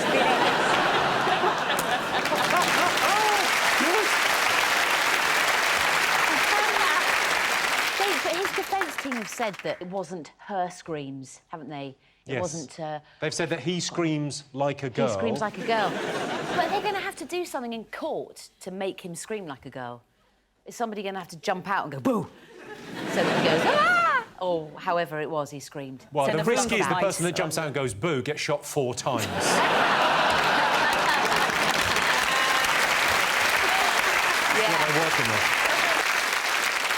I was wondering, do you think he loses his legs the way I lose my glasses? Sometimes I'll be going out the house going, where's my bloody glasses? And they go, you got them on, Sean. I go, oh, God. Do you ever think he's walking around his house going, have you seen my bloody legs? I can't find... They're on your head. I'm on, Oscar. Oh, for Christ, yes, I know. What am I like? Does anybody ever do what they do with glasses and just take them off them and go, here's a go? Let's have a look and see if Oscar Pistorius is up there. Yes, the trial of Oscar Pistorius continues. This is all just part of Oscar Pistorius' plan to become president of South Africa. He just needs to do 25 years in prison first. Of course, Oscar Pistorius shot his girlfriend last Valentine's Day, so if my girlfriend's watching, suddenly a box of chocolates and flowers from the garage don't look so bad, do they?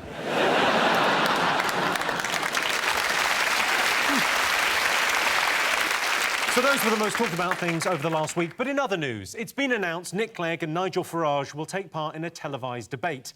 Now we can finally get the answer to the question British voters really want answered. Who would win in a fight between a prick and an arsehole? Legoland was closed at the weekend due to a terror threat. What's the big deal? They could just put it back together. And a man in Lincolnshire has been found guilty of having sex with a Staffordshire Bull Terrier. Someone must have squealed. My money is on the dog. At the end of that round, Sean, Johnny and Mel have 2 points. John, Kim and Aisling have 1 point.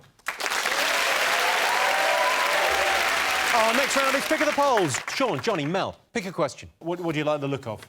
Cheryl Cole, please. Yeah. OK, Cheryl Cole. OK, last week, Cheryl Cole said that when she dies, she'd like to come back as a man, preferably Harry Styles. So we asked our studio audience, would they like to be reincarnated, yes or no? I'd like to come back as a bloke. Oh, no. Really? Yeah. I couldn't bear to have danglies. Have you ever been told by somebody, you know, a psychic, that you've lived before? Oh, yeah. I did that show that Phil Schofield did years ago. Have I been here before? You call him Phil? Have you... Are you close? Have you been here before? So what did they find out on the show? What did you... I was a maid in one of the lives. Sure, they're always maids, yeah. And I was a whore who was hung. You were a whore who was hung? Or like a transsexual?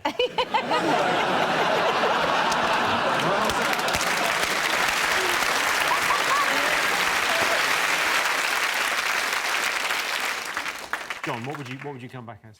I wouldn't want to be another person, because I'd be worried about failing my driving test. How many times did you fail it in this life? I didn't, but I got really lucky. And I just think you don't get that sort of luck twice. That 3-point turn was a disgrace. I'm riding that luck out. But I Googled who died on the day I was born. Wow, what a tragic birthday you had. I mean, I've had some birthdays that didn't work out, but I never went, I wonder who died on this day. There was an American guy who was a librarian who came to England to give a speech and had a heart attack. So I think I'm a dead American librarian. I'm coming back as a cornetto. But the flavour that your kid doesn't want, so you've took the lid off and you just leave it in a bin. It takes a good 40 minutes to melt because it's not even proper summer yet. Who would you like to come back as, Mel? And don't say Johnny Vegas, because it's a bad idea. I'd like to come back as somebody really rock and roll. Somebody who really says dangerous things. I want danger. I want drain pipes, drain pipe jeans, and mean things. You can do all that. You can go to the shopping. All you need to do is go shopping. Have a crack at it now. Say something mean and... Something really mean, Yeah. like, whoa, yeah, bitches. And bastards. Whoa, steady on. Yeah? Steady on now. That's what I want to be, though. He's sexually aggressive towards Jimmy. Oh, no, I can't... Oh, hello. So that was your sexual aggressive was... Oh, hello. You look mighty fine tonight, Jimmy. I've never been so aroused. Really? That's a very good... I mean, it's a very good German accent. I can only do a German accent if I sound like a predatory homosexual. Go on. Yeah, it's good, yeah. Oh! Nice!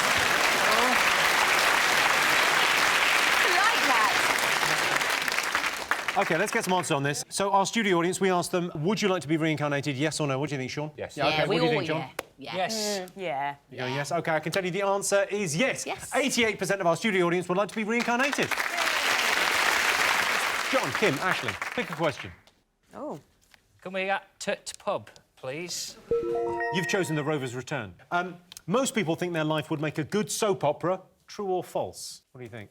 You are the most qualified to answer this question, I imagine. I would say so. Mine's pretty dramatic. You also make a great... A lot has happened in your... I mean, because you've had two very distinct careers. Yeah. Since joining Coronation Street, your character, Michelle Connor, has worked in an underwear factory. You've also pulled pints at the Rovers. You've discovered your son was swapped at birth. Yeah. Bit of bad luck. I lost two brothers in separate car accidents. Yeah. Unlucky. And you dated a bisexual man. Yeah. You think your life would make a good soap opera? I reckon I could match it. What guest ales do you have in the Rovers? Ones that no one's ever heard of, because we can't advertise any. But is it real booze in the Rovers, though, or is it just coloured water? It's shandy, and also they have that non-alcoholic calibre stuff. That's the worst thing for making you burp when you're trying to deliver lines. It's the gassiest... It's awful. As if you've ever had a non-alcoholic drink. As if! I've been to court. I was in a soap in Ireland when I started acting, and they'd never give you an end line, so they'd say something like, "Your brother's after sleeping with your mother," and then it'd end on you, and they'd never cut. You just have to give a load of reaction like, "Ooh." I've only ever known you as a stand-up comic, so I didn't realise you were an actress. Yeah, you were in Holby City. Oh, yeah, I did Holby City, and when you don't need to explain. No. Let's have a look. I'm sorry I've gone along with this ridiculous business. I'm sorry I didn't tell you that this was a terrible idea the moment you first told me. You told me it was a brilliant idea. I was trying to be nice. Oh, nice. Well, that's you all over, isn't it? Nice. What are you even thinking, butchering yourself like this? You look better before. Well, when I was as flat as a pancake, I looked like a 12-year-old boy. At least you looked like you, not like some cheap porn star. Oh, I'm surprised you even know what a porn star looks like. You're such a sexist amoeba.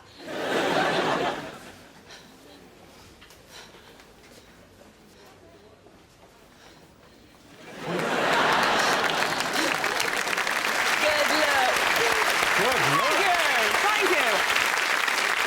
I thought they'd give me something juicy, and they said, "Yeah, well, what do you know? What you got? You got an exploding boob job." Your boob job exploded? Yeah. Oh, I didn't say. I thought that tube was to cure your accent. No. Also, your character's motivation, they're complaining you don't even watch porn. Yeah. I've never had that complaint at home. I did a Holby. Did you? Yes, What happened to you? I was... Oh, it was really good fun. I had to play a bitch. I had to play a bitch. So do you remember any of the lines? But take us back to that moment. Just scene. I played it quite slowney. I played a sort of really slowney bitch, like that. And my daughter had swallowed some batteries. So I had to take her in Holby City Hospital, and I was really uncaring mum. I did a Holby as well, yeah. What did you do? I played the girlfriend of a guy who'd been shot in the arse with a rifle. What about you, Sean? I was in an episode of Crime Watch where I conned old ladies out of their pension. John, what soap would you like to be in? Well, it'd have to be Corrie, wouldn't it? I wouldn't have to put on an accent then, would I? No. I could act. It's all right, isn't it? You sexless amoeba. Do an exploding boob job. Go on, then, if you're so good. Well, they've both gone. Fucking hell. It's really good. Mel, do you think your life would make a good soap? My life is so dull. Literally. It's so unsoap-like. Get up, do the school run, do a few emails, get to the gym jams, go to bed. You've got to pick those kids up. Oh, and pick the kids. Sometimes I do it in my gym jams.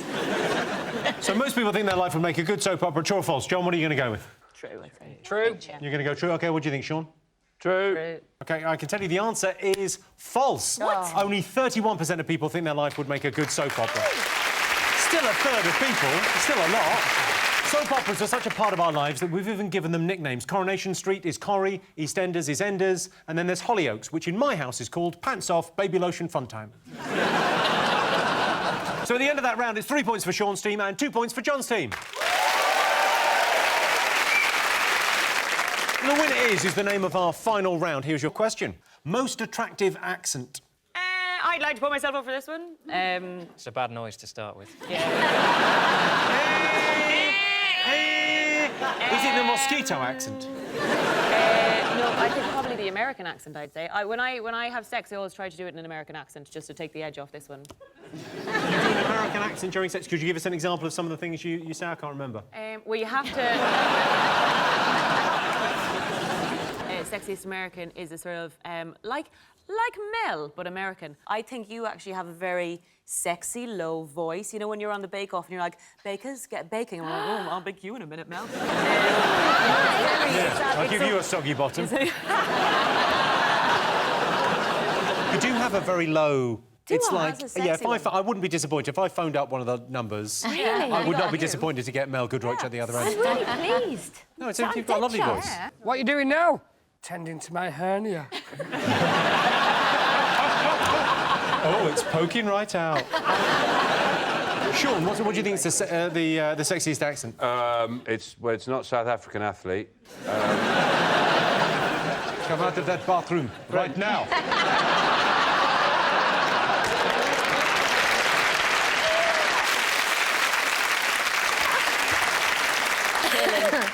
I always find if I don't watch them, the meerkats. Well, just listen. Well, just close your eyes for a second. Meerkat saying something sexy, please, John. Hello, I am Alexander. I come to touch your penis.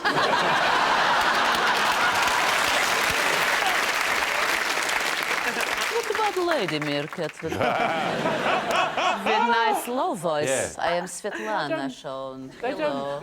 That's very good. Let me creep up your trouser. The accent is not as important as what someone's saying, is it? Are you only saying that because your voice is... nauseating, yes.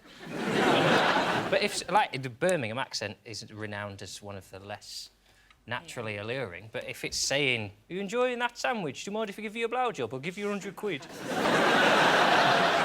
you what, I met a taxidermist from Birmingham. He was amazing, and he said, I've got a stuffed baboon out. That's sexy as well. Is it? Everything you're doing is doing it for me. Right, most attractive accent. Let's try and get this. Go on. I mean, the answer is obviously the Irish accent, isn't it? It's the only one that isn't. No, it can't be. Surely. Really? Have I an untapped resource in my mouth? Wait. The most attractive accent is the Irish accent. Oh. No! Yeah. Well done, John. So the most attractive accent is the Irish accent, which makes me wonder why Louis Walsh hasn't been more successful with the ladies. Well, that sound tells me it's the end of the round and the end of the show, which means the final scores are John, Kim and Aisling have 3 points, Sean, Johnny and Mel have 3 points. It's a draw. Everyone's a winner. Thanks to all our panellists, our wonderful studio audience, and to all of you for watching at home. That's it from us. Good night.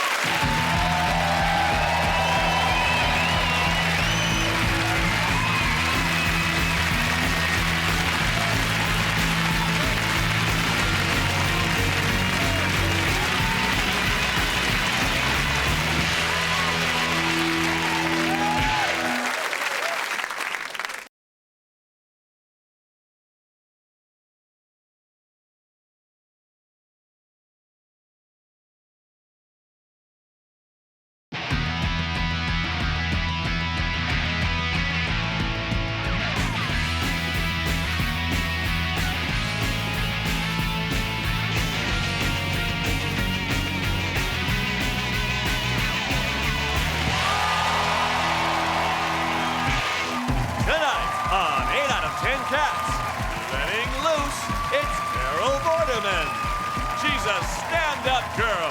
It's Fern Brady. And their team captain, Jon Richardson. And facing them tonight, hey, Big Spencer, it's Phil Spencer. Call him Mr. Vane. It's Henning Vane. And their team captain, Sean Locke. Now, it's in your host, Jimmy Carr. Welcome to 8 out of 10 Cats, a show about opinion polls, surveys and statistics. Did you know, for example, 35% of Americans think British accents are attractive? Well, jolly nice of you to say so, fatty. 19% of people who bought Katie Price's latest book, Love, Lipstick and Lies, haven't read it yet. Fine, we haven't read it, she didn't write it, everyone's happy. And 86% of Brits can't name 5 Cs around the world. It's easy. President Putin, he's a massive C. David Cameron, he's a right C. Whoever's running Iran at the moment, total C. Kim Jong-un, absolute C. And Piers Morgan, what a C. Right, let's get started.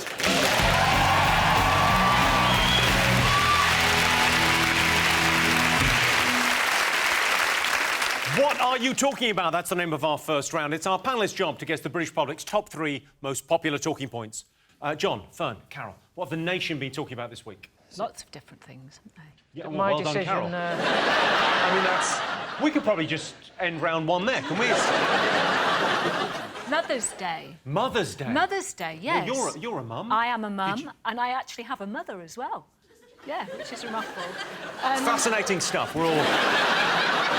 We chat about all sorts of things, my mother and I. Do you? What's the weirdest conversation you've had with your mum? Well, it was actually last week, because I got my daughter, picked her up from uni, and we went into Nana's, and... Is Nana's like Nando's?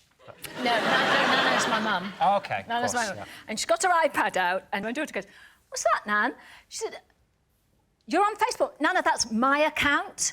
And my mum is stalking my daughter's Facebook account. She says, "Oh, no, I've got hundreds of friends on it." She said, "No, they're my friends, Nana. They're not your friends, they're your my Nana friends." is stalking your daughter as well? We should get together and talk. She said, "Oh, I go to bed half an hour early and I read up about all these different people." What's this thing here? I think she might mean Tinder. I want that face thing. No. Yes. Sean, do you celebrate it in your house? You got kids? Yeah, I hate Mother's Day because I've got young children, so they don't. Obviously, they don't do anything. I have to take them out. If Mother's Day's crap, it's my fault, not their fault. I'd like to leave it entirely up to them. You know, nothing to do with me. Do you get the kids to cook them breakfast? Yeah. And I don't interfere at all. So it's eggs fried in washing up liquid. So, no, this is what their breakfast is. Eat it. What I like to do, if my wife says, "Where are the kids' presents for Mother's Day?" I said, "I've hidden them." And what I do is I hide them under a pile of ironing. Treat. To go and during the course of the week, you'll come across them. John, you're very close to your mum, aren't you? Yes. That will surprise no one.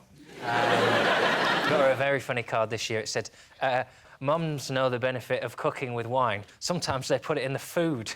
And it's funny because it implies she has a drink problem. Fern, do you find it difficult buying presents for your mum? Yeah, one year when me and Mum had our annual Mother's Day fallout, it was because I bought her one of them funeral cards instead of Mother's Day. What did it say? "With deepest sympathy." Sorry you got me for a daughter. Henning, is Mother's Day on the same day in Germany? Well, Mother's Day is in May, but it's equally awkward.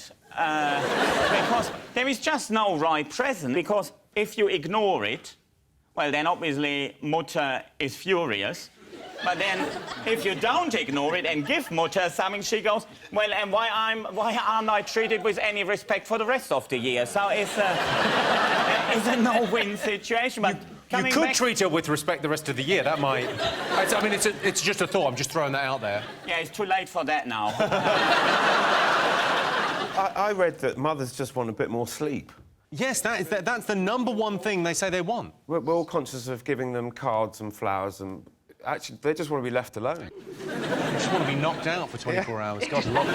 Well, I don't, because every year there's a survey that says which towns spend the most money. It's meant to make the rest of us feel bad. Is it Liverpool this year? Spend the most on them. Well, all that means is that mothers across the country say, don't get me anything. And mothers in Liverpool go, you better spend 50 quid on me, you little shit. They might get 50 quid's worth of goods, but they haven't spent it.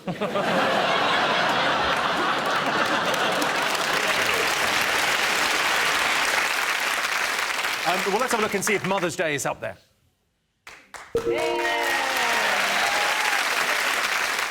Sean C, what else have the nation been talking about this week? Oh, is it the news that two people who used to really like each other don't like each other anymore? And for some reason, we all know about it. You were talking about the fact that Gwyneth Paltrow and Chris Martin have broken up after 10 years of marriage. Consciously uncoupled. This is the phrase they've used, which is incredible. They released a statement saying we've consciously uncoupled. They nicked that off me, because I spent my 20s following women pretending I was going out with them. I used to call it subconscious coupling. Follow them home, pretend we were a couple, and then wait till they threw me out. It did seem like a really weird statement, because just in case consciously uncoupling wasn't annoying enough, they said after the split, we're closer than ever. Yeah. And the world went, bullshit. Well, you see that it gave her then some painting of a flying bird as a leaving present. I mean, had he given her, like, a spanky tissue, there would have been less wanky than that painting. What tissue? Oh, spunky? Oh, spunky tissue. Sorry, Sean, it's pronounced spunky. I quite like Chris Martin, I quite like Gwyneth. What do you make of Gwyneth? Me? Yeah, what do you make of Gwyneth? I don't know, like most people, I think it's just a bit smug and sort of pain in the arse, really, I would say. Are you moving in there, Carol? What do you mean? You moving in on Chris? No, it's a bit too old for me.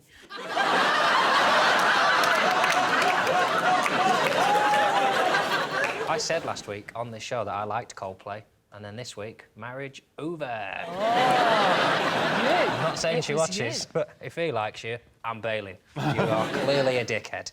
But you shouldn't joke about it, because there are kids involved, and of course... Yeah, I feel sorry for them, having those twats as parents.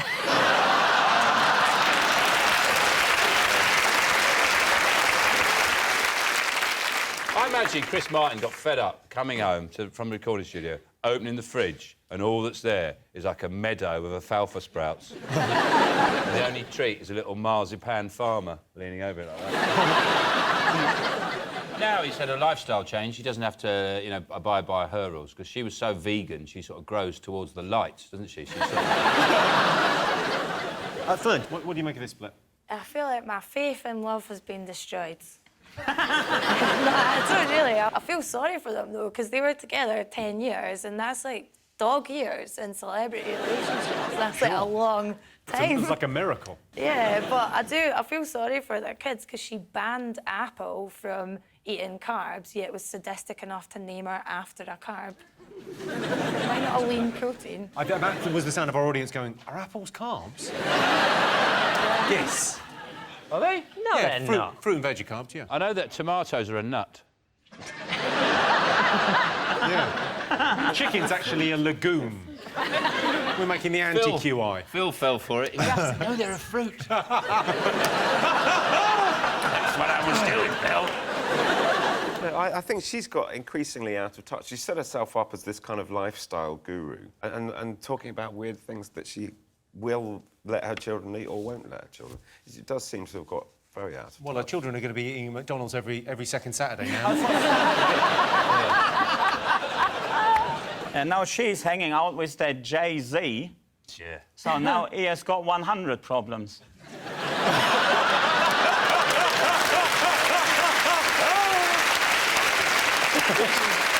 OK, let's have a look and see if the split is up there. Yes, Gwyneth Paltrow and Chris Martin are splitting up. In the press release, Chris Martin and Gwyneth Paltrow said they were consciously uncoupling, as opposed to unconsciously uncoupling, which is just when it accidentally slips out.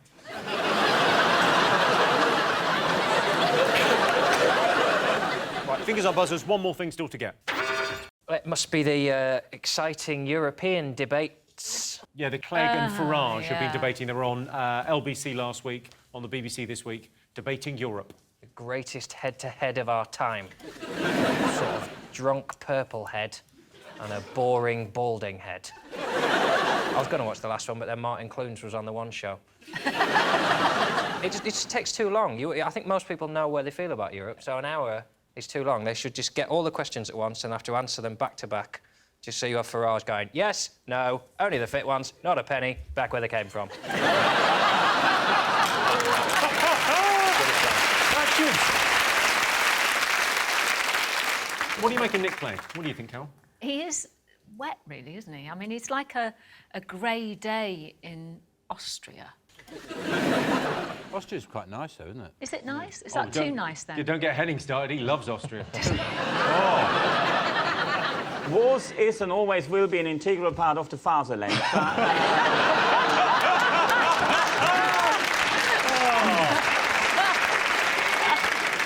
But, I mean, Nigel Farage, at least he's got that kind of bombastic appeal that Boris has, you know? People like Farage and Boris, you should be able to beat Nigel Farage, and he shouldn't have the success he's had, and the only success he's had is because people like Nick Clegg are so shit at their jobs. Nick Clegg's only trick is remembering the name of the person who asked the question and then using it several times while he doesn't answer the question. If you had him on here at the beginning, you went, so what have the British people been talking about? He'd go, Jimmy, I'm glad you asked me that because I think Jimmy's question is a valid one, and what it tells us is that Britain is asking what the top 5 things people have been talking about, and Jimmy, I think there are thousands of people like you, and your name is Jimmy, and there's actually a Jimmy in my constituency who asked me what the top 5 things the nation have been talking about this week, and I said, Jimmy, good on you, Jimmy. I'm voting for him. I like him. What do you make of this, Fern? I think the whole debate should have taken place in a Wetherspoons. That's how deeply irrelevant the two of them are. And I think everything Well, Nigel... coming from Glasgow, you're saying they should have done it somewhere classy. No, wait a second. Wait a second, Jimmy. I'm working class. I'm not from Glasgow. I'm from the same town as Susan Boyle. It's a bit better. Which town is that? Bathgate. Bathgate? Yeah. I've been to Bathgate. I thought I was doing a gig for the survivors. Everyone looks like Subo at home. I think she's a good-looking fella. I'm not giving her a hard time. Is Bathgate from the Proclaimers song? There's that. Yeah, Bathgate no more. Sutherland, everybody, Sutherland no more. The fuck is wrong with this country? What's wrong with this country? It's not 20 years ago when that was a hit. Surely, what do you make of this in-out on Europe debate? We are creating this fuss about saying certain people are saying they want to leave Europe. Europe's really... It would like us to be there. They're not really that bothered.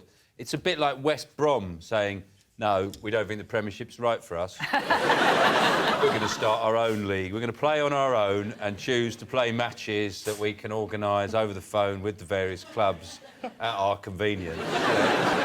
Henning, what do you make of this? Well, I'm slightly biased. I'm all in favour of UKIP because they're serious about implementing Otto von Bismarck's 19th century policy of isolating Britain. Wow. Someone had to make that rather obvious point before we move on. No, and the thing is, well, I don't know. I think at the moment we definitely learned that Europe is very, very important. We need a united Europe. There is no doubting, there is no debating that. I don't know where UKIP gets it from that Britain can walk out of Europe. What we do need a united Europe under strong German leadership.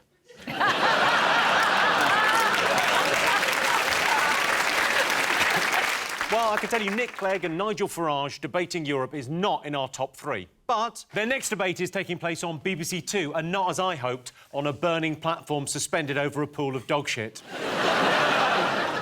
OK, fingers on buzzers. Sean's team. Teacher strike. There was a teacher strike. Oh, the teacher strike. Even at my age, when I hear there's a teacher strike, I still find myself going, hey! Day off! And I was putting my kids to bed the night before the teacher strike, and I was saying, good night, and remember, tomorrow there's a teacher strike. And they went, hey! As a job, you think it's nowhere near gets the respect it deserves. I mean, everyone has a great deal of sympathy for nurses, which obviously you do. I'm not taking away from that. But teachers, other people's kids. It's just the worst. That's the worst experience known to man, apart from genuine pain inflicted on your body. I don't know. You see, I think it's the primary school. I meet primary school teachers, and I think easy life, babysitting. But then I meet secondary school teachers. Like, I teach 15 to 18-year-olds geography. Gee, good luck with that. Infuriating being a teacher, because every 5 years, pretty much, there's a new schools minister who just completely changes the job, who's never taught. They just come in and they go, here are the new rules, by the way. I used to be an ice cream man, but now I do this. So now you're not allowed to teach geography on a Wednesday. And he's the only man in the country with a slappable voice, Michael Gove. His idea was they should use exercise as punishment, which is taking the least well-behaved kids and making them the fittest and strongest.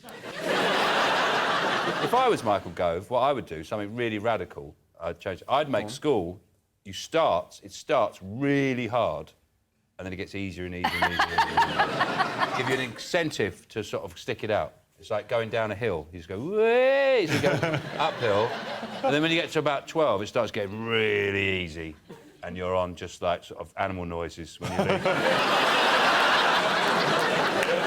Carol, you were an education czar at some stage, weren't you? You were a maths czar, weren't you? I did a maths report, yes, about 2 years ago. I was also involved in the introduction of the numeracy hour when Blair was Prime Minister and Blunkett was Education The Secretary. numeracy hour? Yeah. What, countdown? I was a teacher for a little bit. When I left school, I got a job in Australia teaching sport and junior science, and I failed every single one of my science O-levels. So. Yeah, but it's Australia, isn't it? Says something for the Australian citizens. It's Australia. They were just happy to be in out of the cold. Out of the cold? Australia's really hot. Yeah, no, good point, well made. Yeah.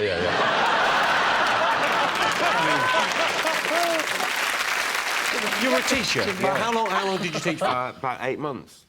I had a ball, but because I'd left school and gone straight to being a teacher, it was the transition from being a pupil to being in the staff common room was quite an extreme one. But what amazed me was that there was as many pranks played, there was much poor behaviour, and there was drinking and shagging and all things that you think teachers would never do. I think teachers would do that all day long. Yeah. Fern, do you think you make a good teacher? No, but what frightens me is that they let anyone do it. Like, I feel sorry for the English teachers on strike, but I would happily see my old teachers get all their benefits cut.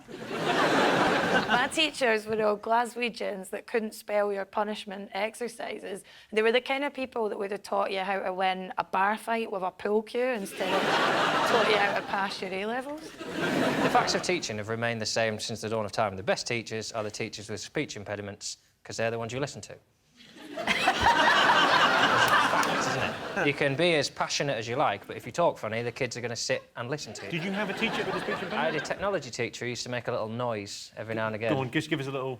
So it's something like, so if you're doing a dovetail joint, lads, don't forget to reinforce it with some PVA glue.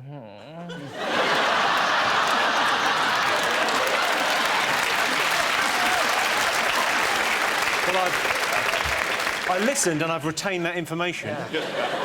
PVA glue, yeah. That for 15 years because of that noise. And what was it? It's just a little... Just every now and again, not all the time, but just every now and again, just at the end of the sentence. And that, don't forget that will be on the exam. Well, I can tell you that's not one of the most talked about things over the last week, but the teachers are striking over conditions. I'm not sure if the conditions can get any better. I mean, you finish at 3:30, you get an hour off for lunch, and you've got 2 playtimes. Who else gets playtimes? OK, fingers on buzzers. John's team. Well, gay marriage is legal now, of course. Yeah. Celebrated by Channel 4 by a musical wedding hosted by Stephen Fry, which I'm guessing wasn't a long meeting. How should we celebrate gay weddings? Well, I don't know, musicals and Stephen Fry? Fuck it, that'll do. Sean, are you looking forward to this? Yeah. I've always liked the idea of a leather marquee. No, I think the whole gay marriage thing, I thought it was all part of the sanctions against Putin. Are we just trying to upset Putin? Trying to wind him up. Yeah, this is for Crimea. Yeah, take that, Putin. We're having a brilliant time. Yeah. Fabulous. Phil, this is a great thing, isn't it? Gay marriage fun? It is a fantastic thing. But I can't... There's a bit of a kerfuffle about because they can't get married in a church. And I don't really understand why they would want to get married in the church. The church is based on the Bible, and there's lots of references in the Bible about stoning the gays. I think this too. God's surely looking down saying, I made my position on this quite clear in that book I wrote. It's only when people try and moderate religion, because it's mental, and at least people like the Westboro Baptist Church are mental enough to fully commit to it. You know that God hates fags people. Have we heard of them? You know the American ones? Louis Theroux made a documentary about them. Yeah. They're the ones that sort of say God hates fags because they're proper mental. If God hates fags, though, why would he invent lubricant? That's a good letter to the Daily Mail. Phil, you're a gay icon, if I'm not very much mistaken. I thought that was yours. No, Jimmy's an icon in the sense he's a gay icon. You put him on top of a wedding cake at a gay wedding.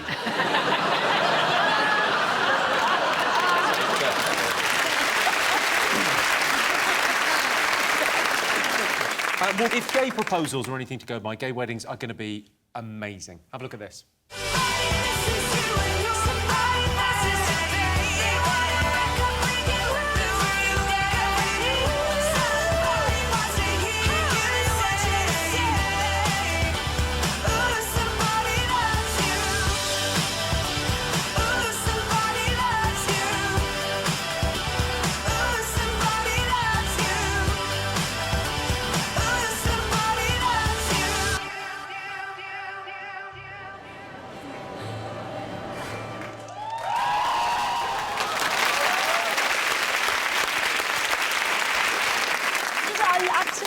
Because it's just got more oomph about it. It's got more life about it than, you know, men normally do to women. It's yeah, like... but Carol, you should see the state of the shed they built.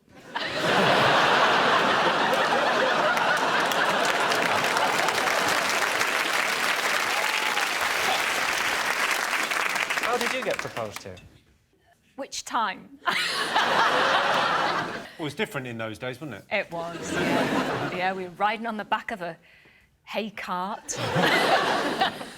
I thought you were going to say Triceratops. Well,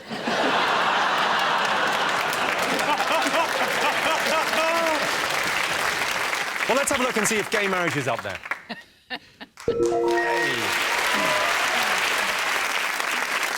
So, gay people can now get married. So this should mean straight people can now take poppers, dance to Kylie and suck off strangers in public toilets. I certainly hope so. I am so straight.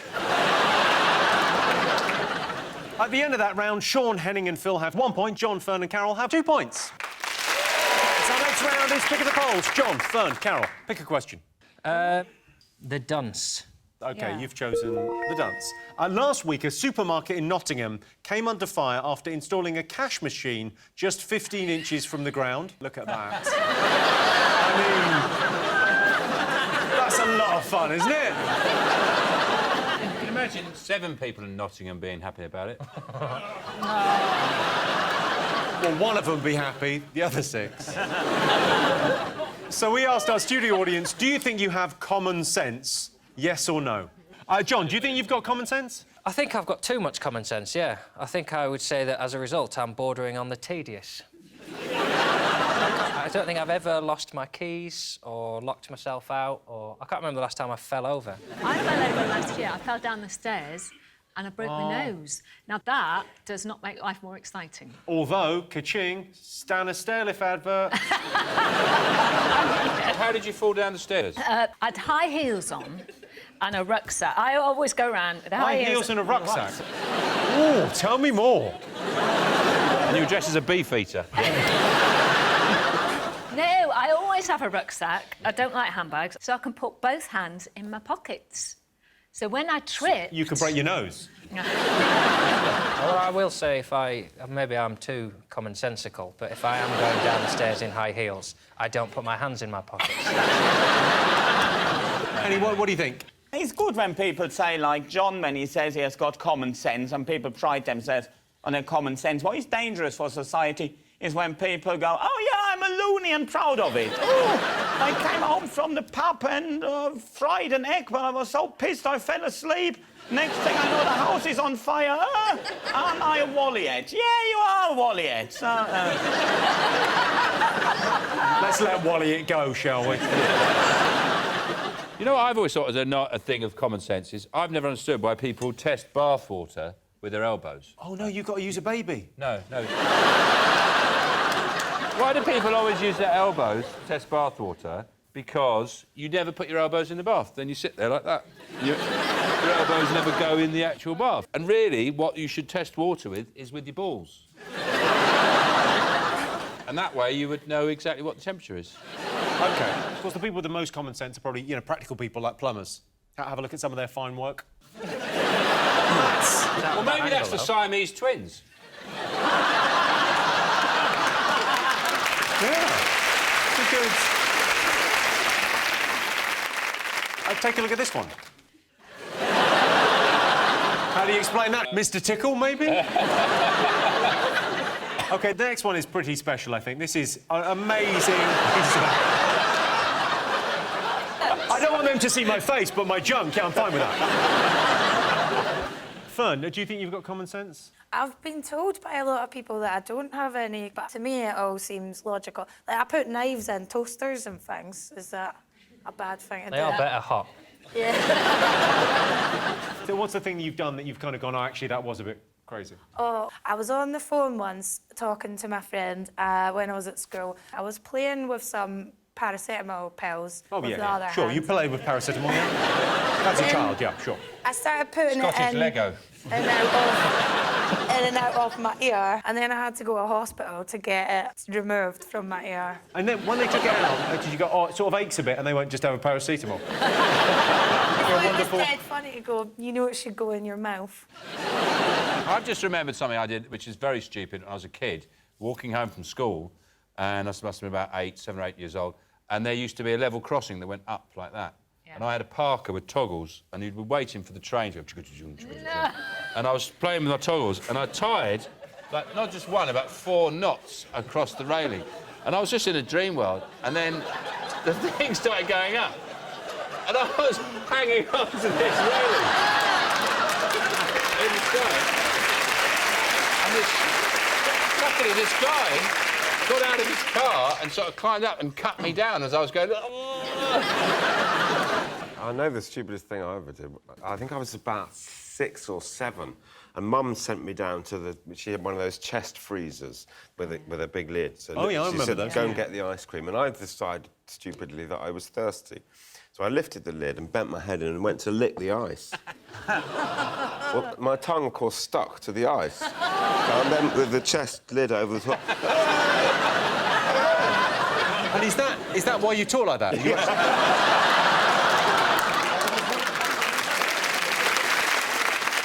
OK, let's get some answers on this. So we asked the studio audience, do you think you have common sense, yes or no? What do you think, John? I think people think they do have common sense, I yes. do as well. What are you going to go for, Sean? Yes. OK, you're going yes? I can tell you the answer is yes. 76% of our studio audience think they have common sense.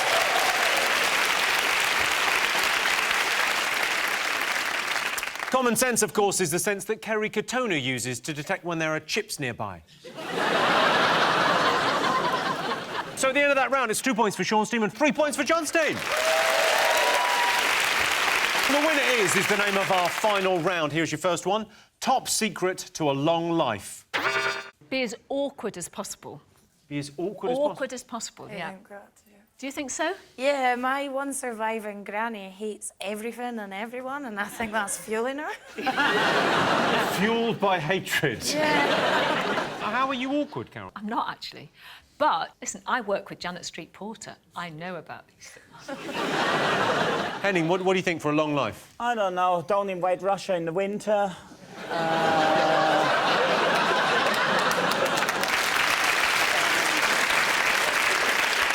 Well, the key to a long life is have realistic ambitions. If you try in life and become something you can't, you're just not destined to, then don't try and go for it, but just lower your expectations and your ambitions. There's nothing more... If people... I don't know if that's ever going to be a Disney song. I didn't express it in a very catchy way, but I think we could rap it. Like, do not have too high ambitions, everyone. Oi, listen. I don't know if you've heard rap music or just someone with a speech impediment. But that's the key, isn't it? If people think, oh, I wish I was an astronaut, forget about it. You'll never be an astronaut. Don't set yourself up for disappointment. Just have realistic ambitions. And, OK, in all probability, I'll end up working somewhere in middle management. Of course you will. Simon Cowell thinks he's harsh, but this guy... I'm not even going to break your dreams. I'm telling you, don't have dreams. What do you think, John? Dance like nobody's watching. It's what's kept me alive all these years. I don't want to give it away, but this would suggest you've got... I mean, I'd give you half an hour to live. Don't drink a lot on your own. Don't play darts on your own. Don't watch Home Alone more than once a week. It's to do with mood. Stay happy. That's the right answer. That's the right answer. Yes, the secret to a long life is being happy, which is why Chris Martin might now live forever. OK, final question. Most unattractive habit. What do you think? Is it saying would of? Oh, instead of would have. Yeah, would have. Should have. I don't think that beats using the cat's litter tray. It's so much more convenient. It's right there in the kitchen. Have you got a cat? No, I just like to shit in a box. Fern, any unattractive habits? Just remembered I pulled this guy once and I brought him back to my flat for a pump and I pulled back the sheets and there was a loaf of bread in my bed. Oh, my God, it's like a Scottish man's dream. Brush the crumbs to the sides. Make yourself at home, son. Oh, Mr. Darcy. Most unattractive habit. What do you think, Phil? Well, I've just been filming my secret agent series, going around helping people who haven't figured out they actually need to clean the house in order to sell it. What's the worst thing you've seen? There's an awful lot of kind of pet poo. I've seen an awful lot of that. I've seen a kitchen where the cat had weed on the floor so much there was a hole in the floor. It was rotten. Sex aids. Seen a few of those. What, just lying around the house? Yes. For the estate agent, this room would be ideal for masturbation.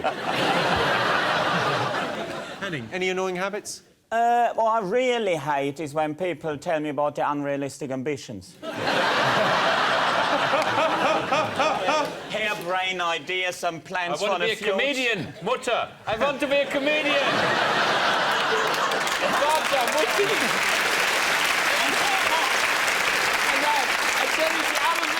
Mutti. I want to be a comedian in England! I would have never, ever bored my parents with plans like that. Really? You do it, and then you tell... I'm a comedian now in Great Britain, and then, yeah, good for you, well done. I imagine somewhere in Germany there's like a map of Europe and there's like a cardboard figure of you and someone's going, we are going to push Henning into England.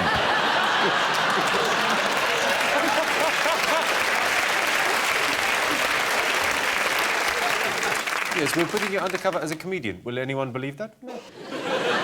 Do you reckon I work for Berlin from here? Yeah. What sort of information will I have gathered here this evening?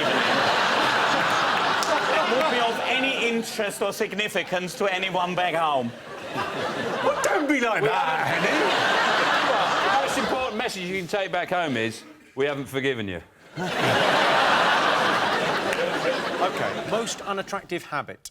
I think, Jimmy, one of the most unattractive habits is when you're talking to a man and then he's just looking at you and not actually listening to what you say. So then when you ask him a question... then when you ask him a question, he says, pardon? What? The German people will be very pleased to find out about this.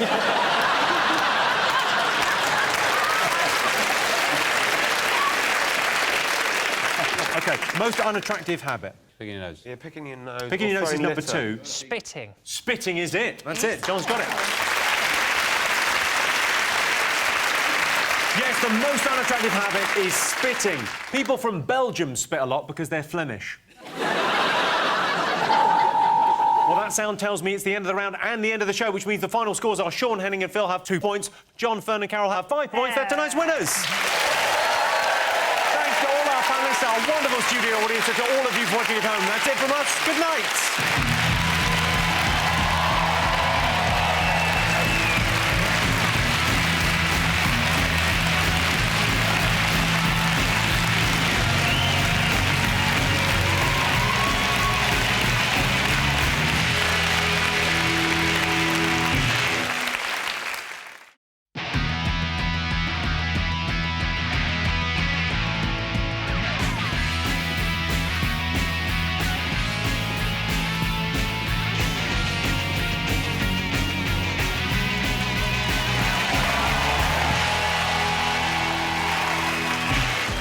Tonight on 8 out of 10 Cats, let's get ready to humble. It's Kate Humble. Jermaine Mann. It's Henning Vane. And their team captain, Sean Locke. And facing them tonight, you can call him Al. It's Alex Brooker. Going the extra smile, it's Rob Beckett. And their team captain, Jon Richardson. Now, welcome your host, Jimmy Carr. Hello and welcome to 8 out of 10 Cats, a show about opinion polls, surveys and statistics. Did you know, for example, 7% of women count sex as a part of their exercise regime? Well, they do when they're with me. All that running away keeps you pretty fit. 54% of published authors earn less than £600 a year. If that's you, here's a tip. Try writing a story about a boy wizard who likes his billionaire boss to tie him up and piss on him. You'll make a killing. And 3% of people claim they can speak fluent Welsh. If that's you, you can go fuck yourself. Right, let's get started.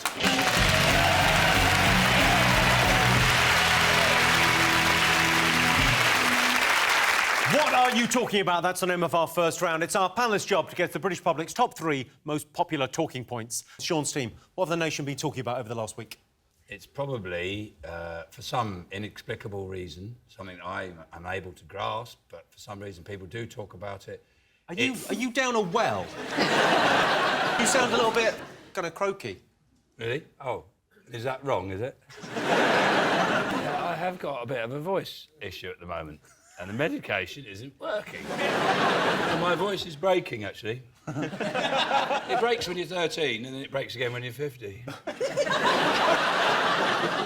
Go on, what have people been talking about over the last week, then? For some reason, people are fascinated by the royal trip to New Zealand. Well, it's been a huge news story. Have you not been following it? Only because I do a topical panel show. Honestly. Good answer. If I didn't do a topical panel show, I wouldn't know where the fuck they are.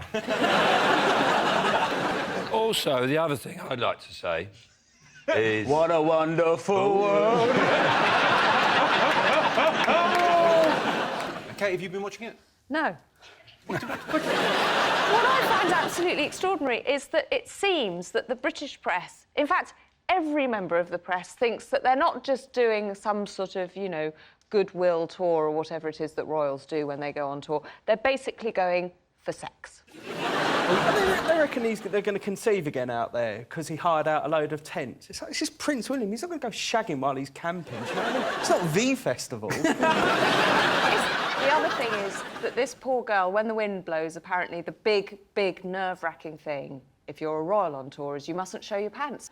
She's got to be very careful with that. She's gone to etiquette class, I believe, to sort of learn how to get out of a car without showing anyone the royal foo-foo. Yeah. It's actually called the Busby, the Royal Busby. Henning, are the royal family, are they popular back in Germany? Since they deserted us, now no one cares about them. I was incredibly worried with baby George that you wouldn't hear anything but stories about him, but this was the first outbreak of George mania. They had to take out the whole first-class cabin on the flight to New Zealand, so except for when it was time to change the nappy, then the nanny and the baby went out to economy, changed it there just in the aisle, and dropped the nappy on the aisle for the subjects to lick. What I thought was interesting about there's this thing about they were criticised for putting him in a front-facing car seat. You know, people saying, "Oh, it's not right. You know, a baby of that age shouldn't be in a front-facing car." I was thinking, he's in a royal limousine on a state visit. The chances of a crash. I suppose there's like 4 police cars in front of them, 4 behind them, motorbikes all the way round. You could strap him to the bonnet, he'd be safe. Unless there was a French chauffeur.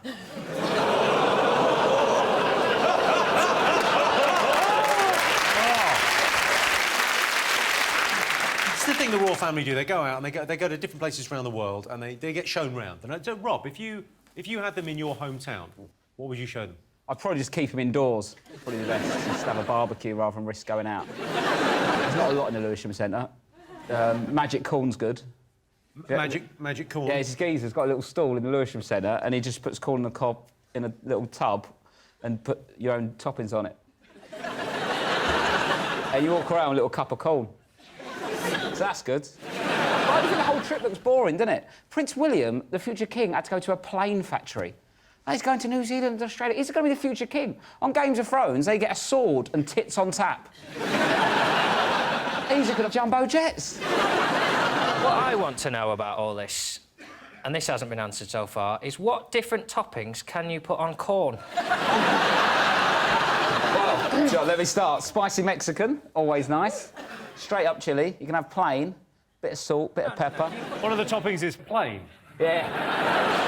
Who's ordering corn and having chilli as a topping? Chilli's a thing you have, and corn's sometimes in it. He's selling the people of Lewisham a byproduct and tricking them into buying it, saying, oh, say a big bucket of corn here, you can have a pizza on top of it if you like. That's why it's magic corn, John. Amazing. Can I just say one thing? Rob's never paying for corn again in his life. Does he do it on the cob? No, it's off the cob. Basically, it's so hot as well. It's just like sweet corn. It's like a little store, has a little pot of corn, and then he gets a little cup. You can go medium or large. Is that depending on how hungry you are? Yeah, so if you're hungry, go for a bigger one. That's what I do. If I'm hungry, large. Oh. Just a little tip. Then you get your corn, and he goes, what topping do you want? I don't know where it comes from. It's like little potions. I reckon a lock-up garage is where it comes from. Right, let's look and see if Kate Williams' visit is up there. Yes, Kate, William and George are currently on a royal tour. Kate and William took part in the traditional Maori greeting of hongi, which is done by pressing one's forehead against the nose of another. It's also the traditional greeting in Glasgow, although there they do it with much more force. Johnston, what else did the nation be talking about over the last week? Britain's Got Talent's back. Huge. Biggest TV franchise in the world, apparently, now. Is it? Yeah, there's 59 Britain's Got Talents around the world. What's second? Bigger than the weather. Shouldn't our last one have been called Hungary's Got Talent, but they're not doing very well in Hungary, so they're going to come to Britain and be talented? Because Britain's actually, ironically, run out of talent because we've plumbed the depths of having a dog go between someone's legs. Alex, what do you think of Britain's Got Talent? Do you like it? No, I think the same, that, like, we don't have a lot. And also, as well, now, like, the last winners, they are from Hungary, and if Scotland get independence, we also lose Susan Boyle. We've got even less. So, often it's the young kids that sort of dominate on talent shows because they're adorable. Have a look at this clip from America's Got Talent. Welcome to America's Got Talent. What is your name, young lady? Erin. And you, sir, what is your name? Isaiah. You're the drummer, I take it, and what do you do? Sing. And how old are you? 6. You're 6, and how old are you? 9. Brother and sister? Yes.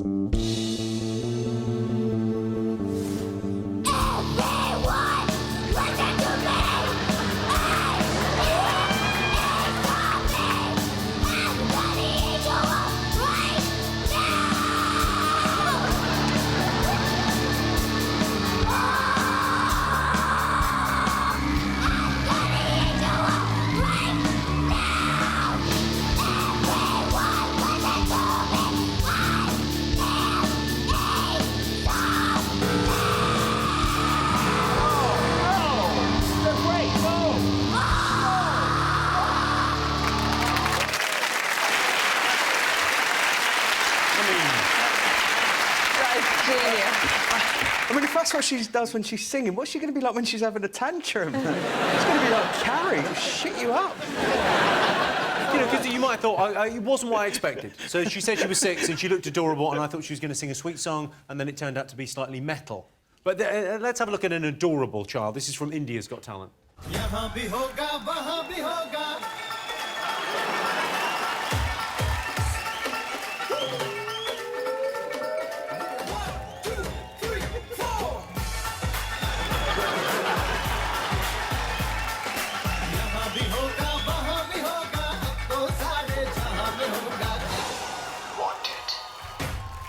तेरा ही जलवा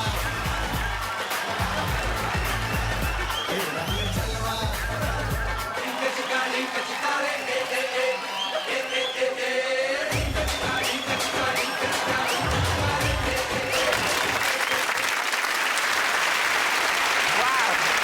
Miley Cyrus, eat your heart out. And that is how Michael McIntyre was discovered. man. That wasn't a child, that was a small man. That was a small man. There was just nothing childlike about that creature. That wasn't a child. That wasn't a child. That was a small man. It's good to know that if you want to sort of thrust your groin at someone, all you've got to do to get away with it is go.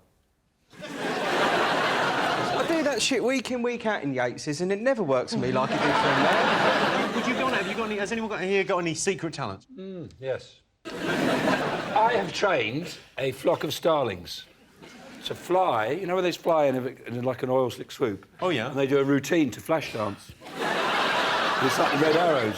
So I bring my starlings in, and then they just go, what a feeling. And they just all break off. Wow. That would be amazing. Flash dance, whatever it goes. Yeah, it's like the Batman theme, isn't it? it on a banjo. Yeah. Rob, got any secret talents? I can peel a banana on my feet.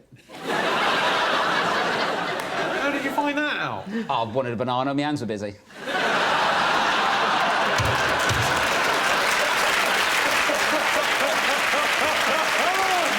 Wow. It's a hell of an answer. I mean, there's no arguing with that, is there? I've got feet that go out like hands. Like if I'm walking along and socks on the floor, I won't bend down and pick them up, just pop them up with a foot, a bit like a monkey. Right. Can we see? You can see them if you want, mate. I'd like to look at your weird monkey feet. Yeah, they stretch Has out. anyone Come out got the a front banana? here. Oh, yeah, I'm not going to do it behind it and I'll be able to see it, Jim. OK, throw the sock down. Oh. Sock down, OK. So, like, they spread out a bit like that, see? Oh, Jesus! Yeah. Hang on, let's have that again. That monkey, isn't it? I wish I wore better jeans now. I wish I had 2 real feet.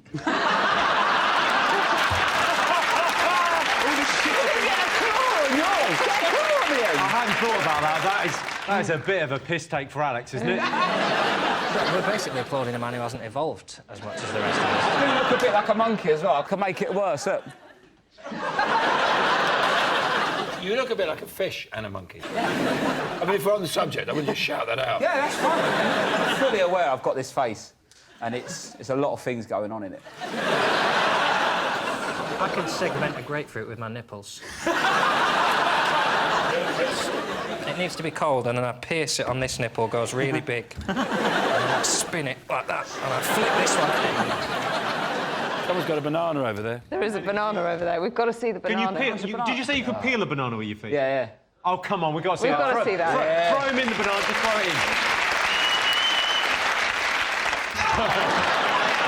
Oh, that would have been spectacular. I need to be sitting down, really. You need to... Well, can't sit down here on the front. Oh, You'll God, sit on the like front there like a little monkey boy. I'm not a performing monkey.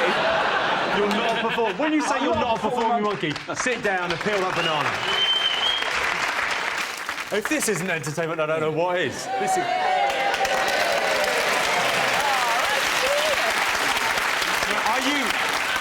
Are you supple enough to eat this without using your hands? Jim, do you want some banana, mate? Yeah, no, lovely, yeah. How weird's this getting?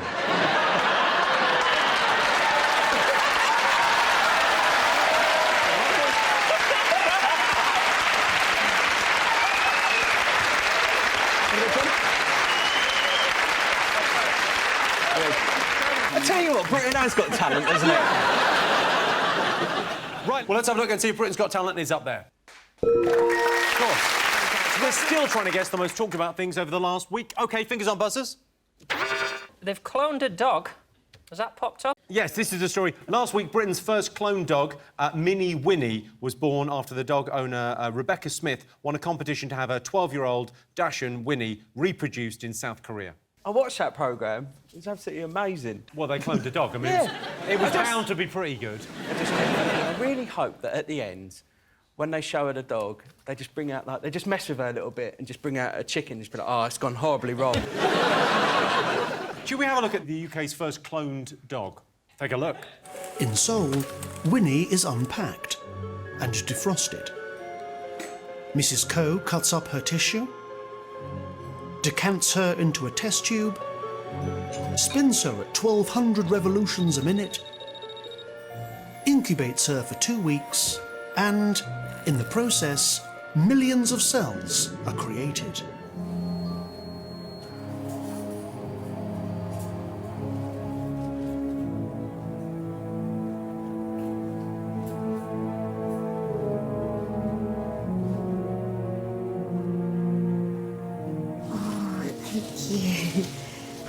heck?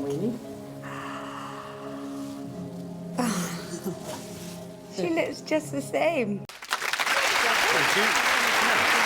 What I thought was interesting is how easy cloning is. I always thought it was quite hard, but you just get a dog egg, and I didn't know you got dog eggs, and you inject a bit of another dog in the egg, and then you put it inside a donor dog, or a dog donor, as they call it in South Korea.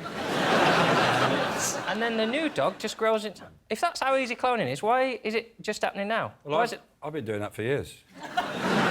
I've cloned myself. The thing is, I was a bit pissed, and I lost count of how many I did. I did about 25 or 30, but I didn't put enough vinegar in. So they're all about that big. And the voice doesn't quite work. No.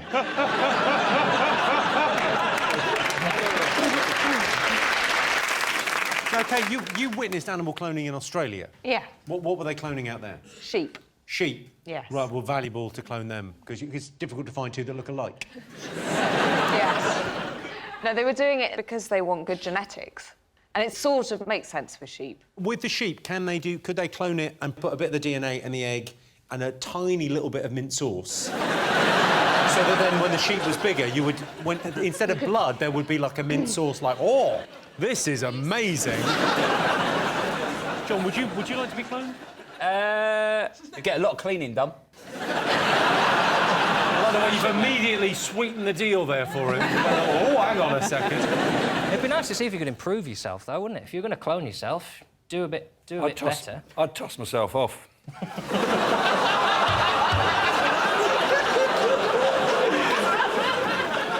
What a lovely image, Sean. The symmetry's beautiful. Do you do it in front of the mirror? Well, I wouldn't need to. I think you've given away something about your life there, John. You didn't mean to.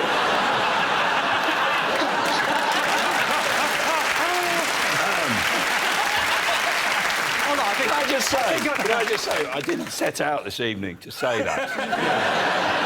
Henning, would you like to be cloned? Got enough on me plate as it is. Then I have to think for someone else as well. I mean, sometimes I start... A sentence? If I had someone else to finish that sentence for me, that would be excellent, but...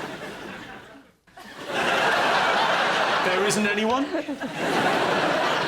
How much are you paying this person to finish your sentences? How much are you paying? If the money's right, I've got a bit of spare time over the summer. Our series is about to end. If you need some sentences finishing. Well, I'm currently writing my Edinburgh show. I can send you a script as it is, and if you just write the 3 quarters that are missing, they're perfect. OK, all right. Well, Henning, why don't you start a sentence? Just start a sentence, we'll get John to finish it. That shouldn't be a problem. I'm not very good at starting sentences either. I think the free world has got a lot of challenges on its hands, such as... The overuse of the phrase...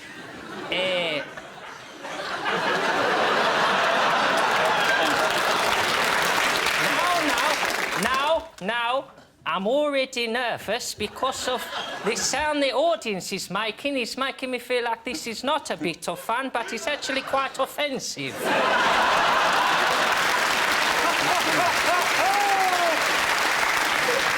If I ever want to speak Italian, John's certainly the first man to ask. Well, I can tell you that's not one of the most talked about things over the last week, but Britain's first clone dog has been created in South Korea. When asked how the dog was coming along, the South Korean scientists responded, what dog? OK, fingers on buzzers, one more thing still to get. Is it Maria Miller having to resign? Go on. It seems to be the main reason she had to resign is that she didn't say sorry for long enough. No, she only said sorry for 32 seconds. I know, that's quite a lot of sorries, isn't it? It's 31 seconds longer than my usual sorry, which is this. Oh, sorry. Well, what do you think, Kate? Should she have resigned sooner? Probably. I don't think she should ever resign. I wouldn't. I would never resign. I mean, I haven't done anything yet. Well, you're in a good position. You're not holding any office. I'm a captain.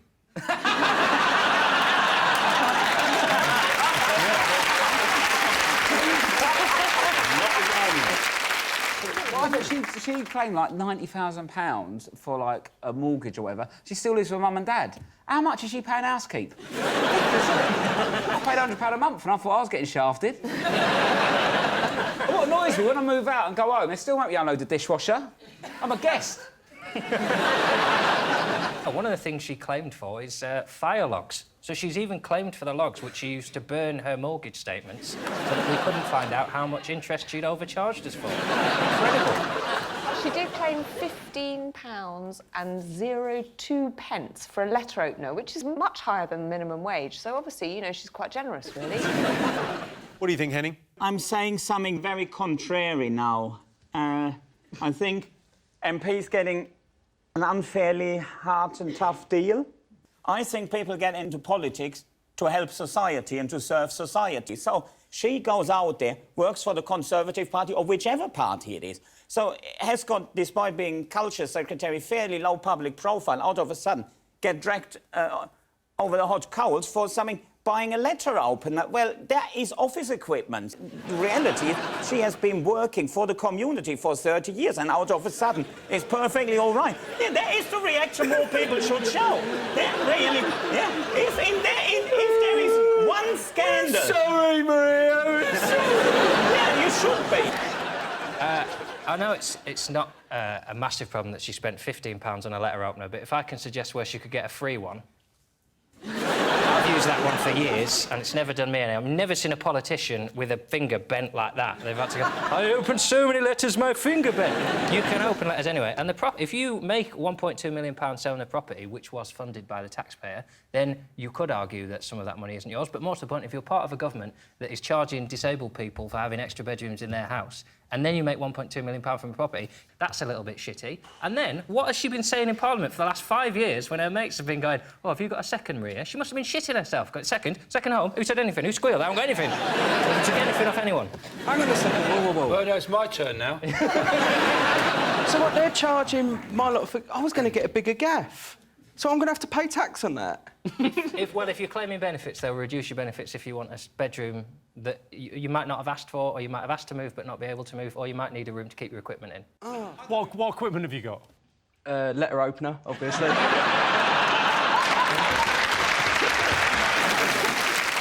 Well, an MP who claims back £1.31 that he spent on jelly deals. One, where have you ever seen jelly deals for £1.31? And two, who gives you a receipt from a pub car park? Like, Conservative MP eating jelly deals. I don't touch souffle. Stick to your own.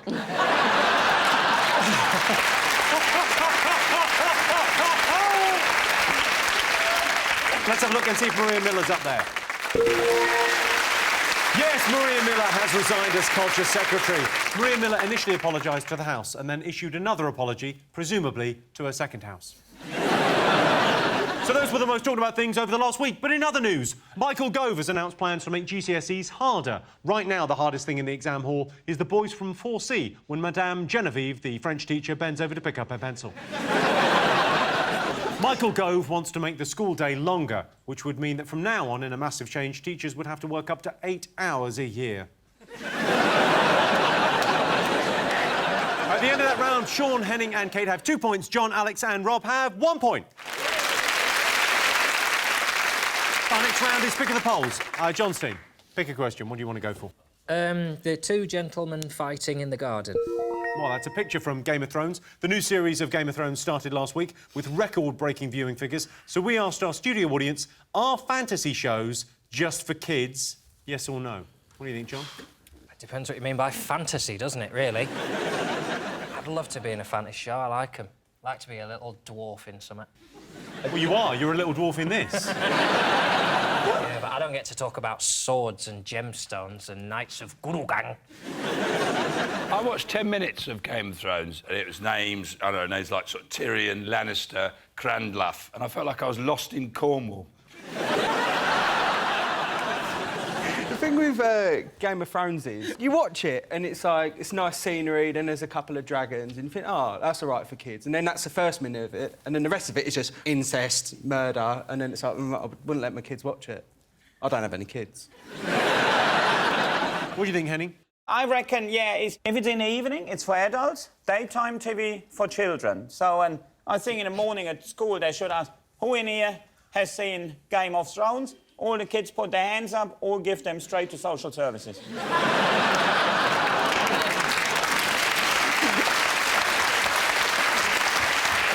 What do you think? Do you watch these shows, Kate? I'm a box set girl, but a little behind the times. So I've just started watching The Sopranos, which is quite good, isn't it? 10 years ago. But I can't be doing with all this fantasy stuff, all the dragons and... Well, it's dragons and stuff, but also with Game of Thrones, the genius thing is it's got lots of very strong female characters. That's why it's such a sort of international hit. Get their tits out. Yes, you're a very strong character. Get your top off.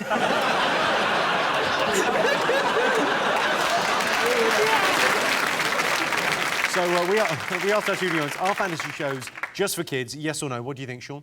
They said no. OK. What do you think, John? Well, I'd like to offer Henning the chance for me to start the sentence and him to end it as me. That seems only fair. Go on. If you really want to know what I think, Jimmy, about the question of whether fantasy shows are just for kids, I'd say... They probably are.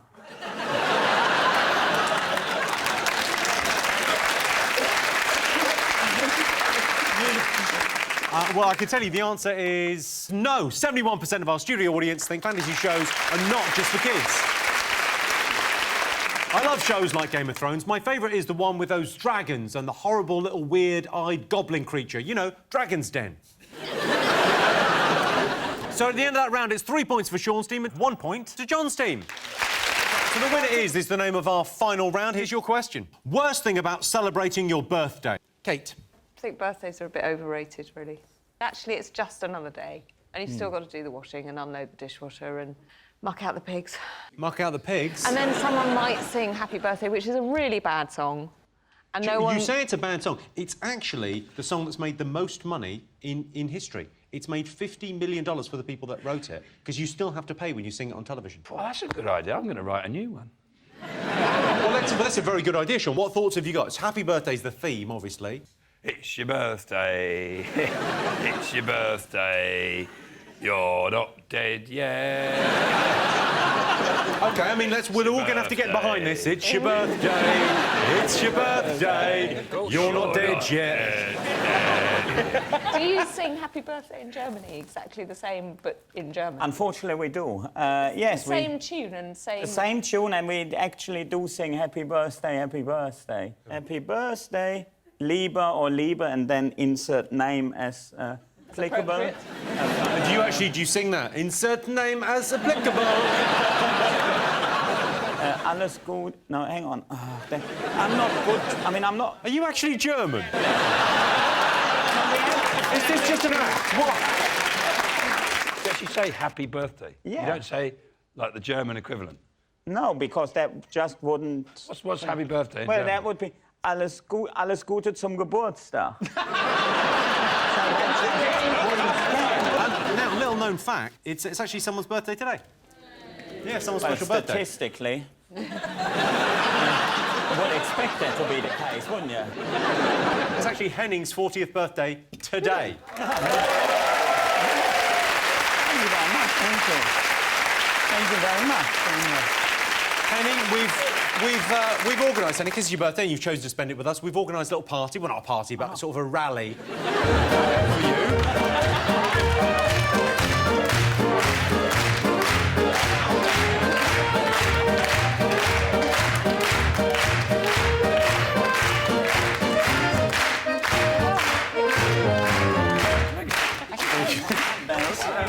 Henning Vane, everyone, happy birthday. Look at that.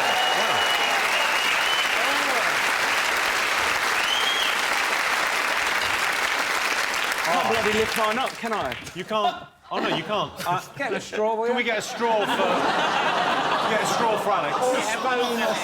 I'm just messing with you. Thank you. It's a miracle.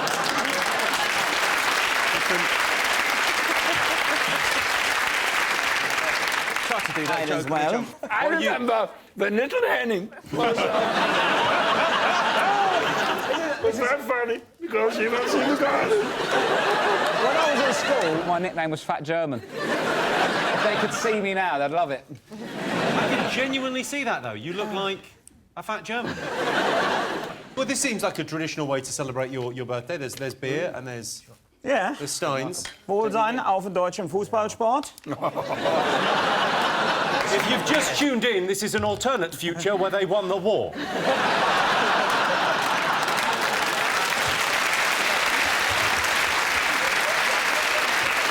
Is this German beer? Yeah. Is it nice? Shall we all do the voice? That feels like we should all probably do the voice. The thing about German beer is they have the Reinheitsgebot. Von 1516. Yeah. I will just check in with the fat German boy. Rob. Ja. Ich will ja. Rob, in your case, just shut up. You look Aryan enough as it is. OK, John, tell us about one of your depressing birthdays. I imagine they're all pretty bad, but... Last birthday was a disaster because I had a girlfriend. She bought me a present and she brought me guitar lessons, but the man who she had to teach me is too handsome and I can't have the rest of the lessons because he's too much of a threat to me to have back in the house.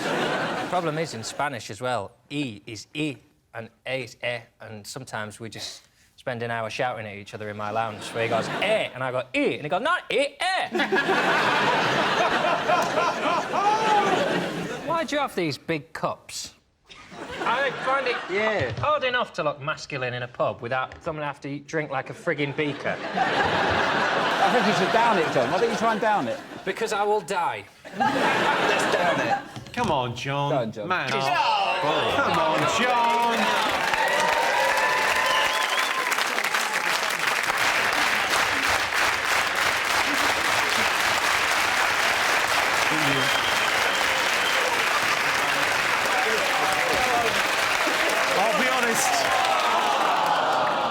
Ladies and gentlemen, you started that fast clap way too soon. I would say you were a quarter of an hour early on your cue there for when to go with it. Oh, he's nearly done it. There's always editing. They can cut out the bit. Oh, that's true. Start again. But keep it nice and slow.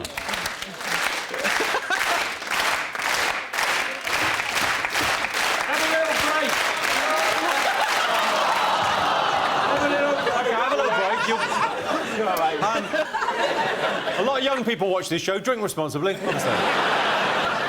OK, come on. This will be the best thing he's ever done. Come on.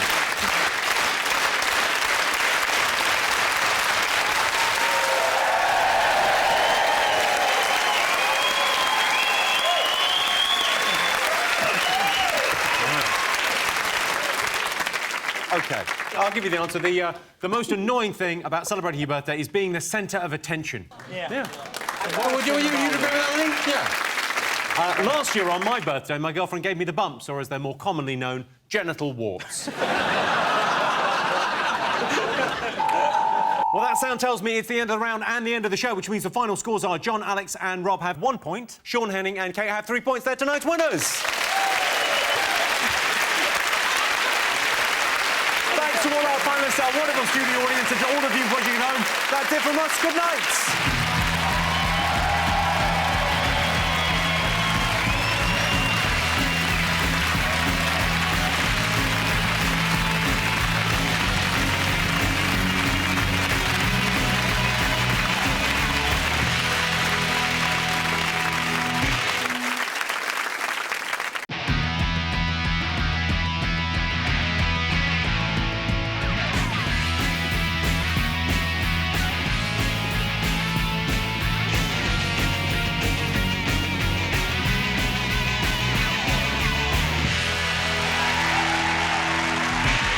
Tonight on 8 out of 10 Cats, Jack D, Ronan Keating, Carol Vorderman, Steve Jones, Jim Marsh, Spencer Matthews, Aisling D, David O'Doherty, Josh Whitcomb, James Acaster, Example, Vern Brady, Lethal Bizzle, Dawn O'Porter, Alex Brooker, Rob Beckett, and their team captain, Jon Richardson. And facing them tonight, Joe Brand. Paul Hollywood. Joe Wilkinson. Dr. Christian Jessen. Jerry Springer. Alex Jones. Phil Spencer. Deborah Meaden. Catherine Ryan. Krishnan Guru Murthy. Mel Gedroyd. John Walsh. Rasheen Panati. Johnny Vegas. Henning Vade. Kate Humble. And their team captain, John Locke. Now, welcome your host, Jimmy Carr. Hello and welcome to 8 out of 10 Cats Best Bits, a show all about opinion polls, surveys and the best bits from the last series. Did you know, for example, 55% of people think being associated with charity work makes you seem more attractive, which explains why Pudsey Bear gets all that poontang. The oldest paper boy in Britain is Bernard Davies from Brighton. He's 90 years old. Sorry, we just had an update. The oldest paper boy in Britain is Gavin Henderson from Sunderland. He's 12. And 86% of Brits can't name 5 Cs around the world. It's easy. President Putin, he's a massive C. David Cameron, he's a right C. Whoever's running Iran at the moment, total C. Kim Jong-un, absolute C. And Piers Morgan, what a C. Right, let's get started.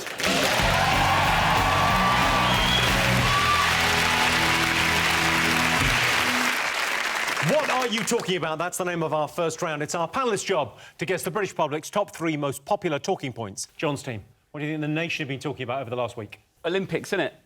The winter ones? The winter ones, yeah. Yeah, if you like things sliding down a hill, you are in luck. It's a treat. I saw a sport where they ski for a bit, lie down, shoot, out of a gun, out of a backpack, put it back on and then ski off again. That's the opening of a Bond film you were watching. Well, that's what how's that a sport? And where'd you get the equipment? I've not seen any of that in JD Sports. Joe, have you done any winter sports? Yeah. I like them all.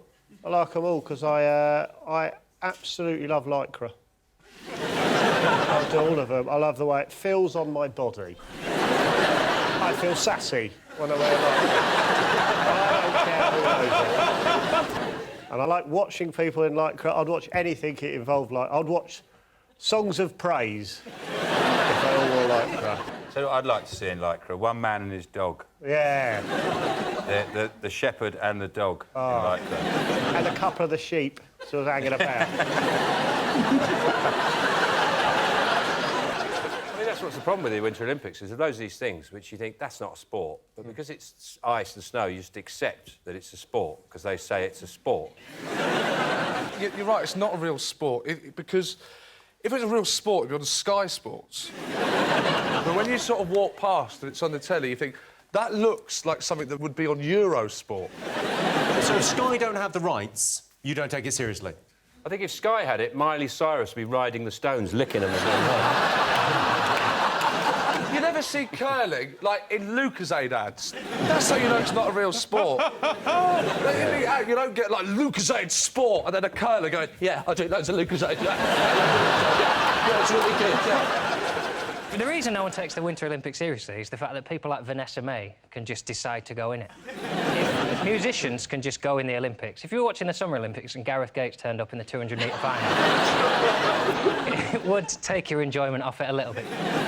Well, you obviously don't know that Bewitched are competing for Ireland in the 4-lady bobsleigh. So, 4 flashes of denim flying down. Oh. Hey, everyone, you know what they say about the Winter Olympics? You snood, you luge. Boom! That's your job! Sean, do you celebrate St Patrick's Day? No. I mean, I'm half Irish, but I don't see any reason. It's usually in the midweek. Well, 5 times out of 7.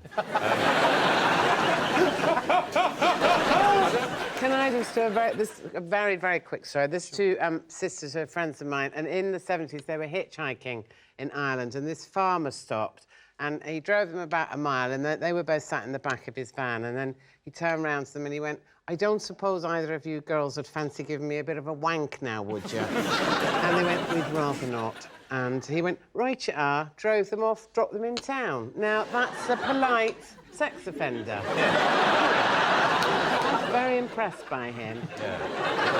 Nice for my uncle to get a mention on the show. I just remembered quite a good story someone told me. It was in Ireland a while back. They were driving to Coleraine and they got lost and pulled over in this little village, and there was a fella, like farmer, standing by the side of the road, and he wound the window down and he said to him, how'd you get to Coleraine? And the fella thought for a minute and then went, my brother takes me.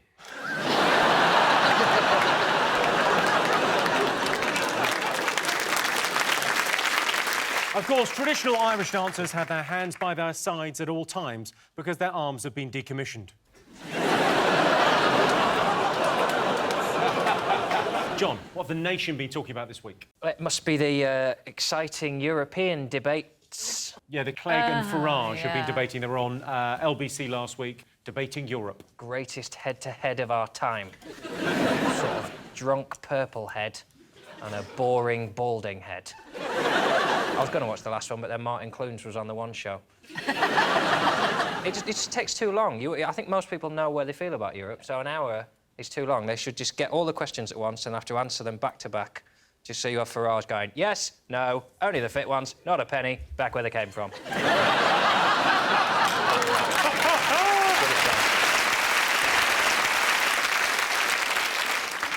Jerry, have you been to the Oscars? Have you ever been invited? No, they're not going to invite me to the Oscars. No, they don't even tell me where they're holding it. I've never won an award for anything. Oh. Your show must have won an award. Oh, for what? Oh, come on. Jerry, you underestimate how popular you are, Jerry, in this country. Now everyone realises that Jeremy Kyle is the alternative.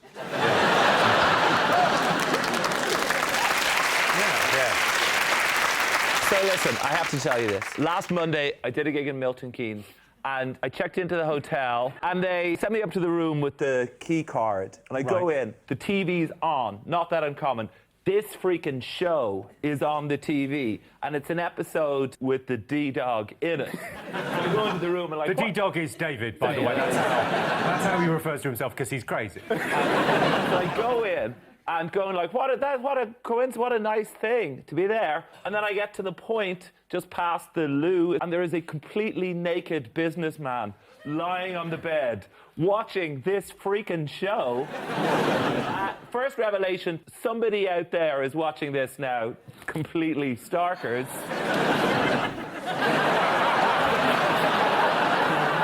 Secondly, was he taking it to the next level is the big question. Imagine if I walked in just at the point where of maximum super fun. That is what we call it. On the show. That is the service this show provides. But what I want to know, David, is how did you know he's a businessman? Did he give you a...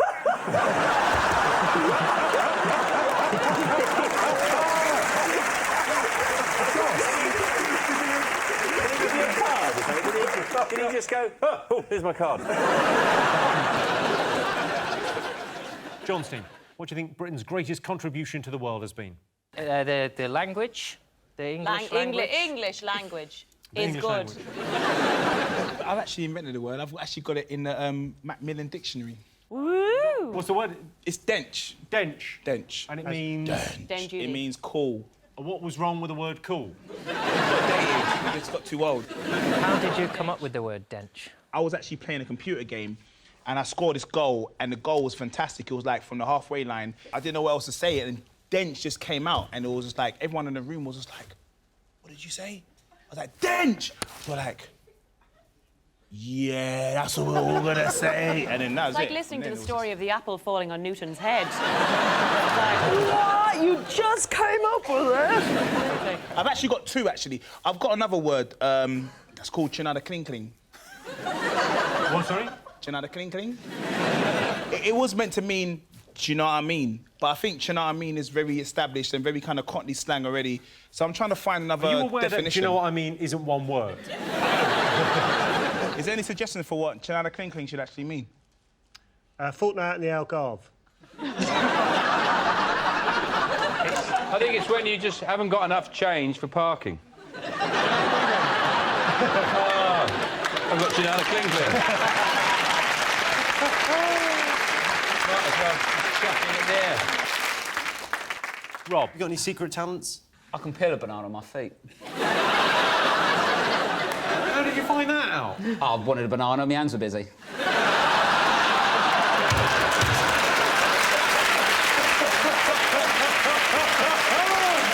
Wow. It's a hell of an answer. I mean, there's no argument with that, is there? I've got feet that go out like hands. Like if I'm walking along and socks on the floor, I won't bend down and pick them up, just pop them up with a foot, a bit like a monkey. Right. Can we see? You can see them if you want, mate. I'd like to look at your weird monkey feet. Yeah, they stretch Has out. anyone Come out got the a front banana? here. Oh, yeah, I'm not going to do it behind it and I'll be able to see it, Jim. Okay, throw the sock down. Oh. Sock down, OK. So, like, they spread out a bit like that, see? Oh, Jesus! Yeah. Well, hang on, let's have that again. That monkey, isn't it? I wish I wore better jeans now. I wish I had 2 real feet.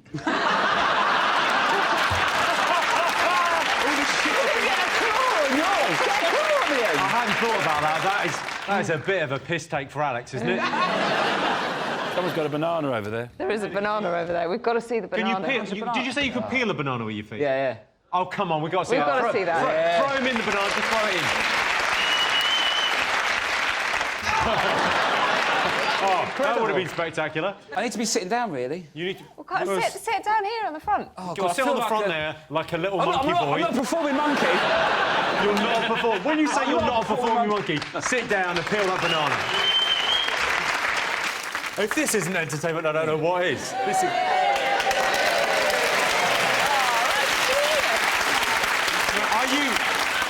Are you supple enough to eat this without using your hands?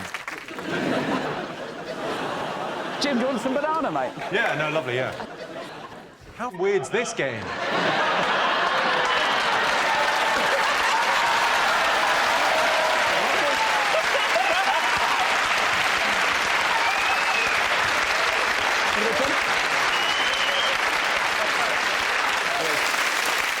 Well, I did hear this week the news that it was the end of Dancing on Ice. Oh. Which is different. Steady on. What a way to hear. Yeah, it's difficult to know how... If I had to describe how I felt, it would be sort of like hearing that someone at the end of my street who I've never met is moving house. I think that was a big surprise for most people that Dancing on Ice was ending, was that it was still going. It was also they called this one the All Stars one, which I think they called because, like, when you look up into the night sky and you go, do you know any of their names? You go, no. Yeah, it was basically Guess Who on Ice. It's the on ice bit I don't like, because that's just a cop-out, isn't it? It's really just dancing. You put any show on ice and it's better. The Voice on Ice is better than The Voice. Antiques Roadshow on ice, better than Antiques Roadshow. Splash on Ice, fantastic telly. Sean, are you annoyed they're cancelling the show before you got a chance? Well, it's not me. It's the current cast of Hollyoaks I feel sorry for. Johnny, have you been asked to do Dancing on Ice? No. No, I haven't. It's the only reality show I've not been asked to do. It shows the strength of your career every year, doesn't it? When they go, come on. Come on, the bank must be nipping at your heels, fatty.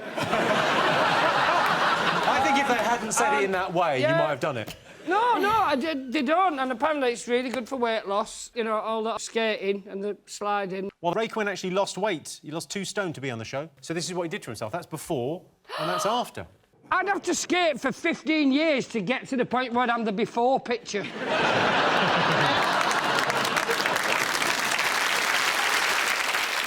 John Steen, what do you think the nation have been talking about?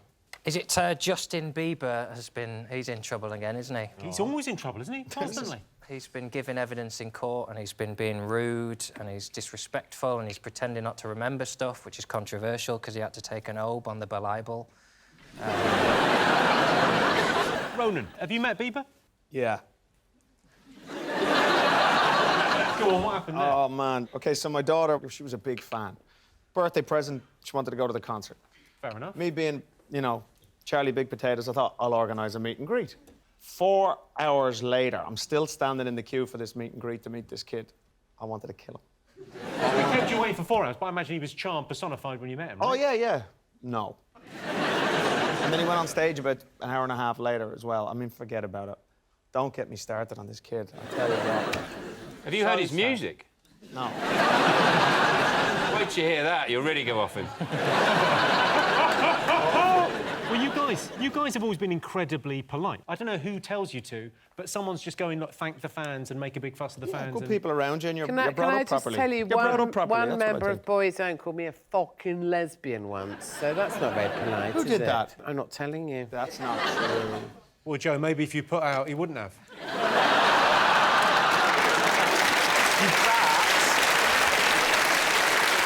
You've got to take some of that responsibility, Joe. No, I don't think... Don't no, be I such a think I have, tease. 'cause I wasn't actually a lesbian till I met him.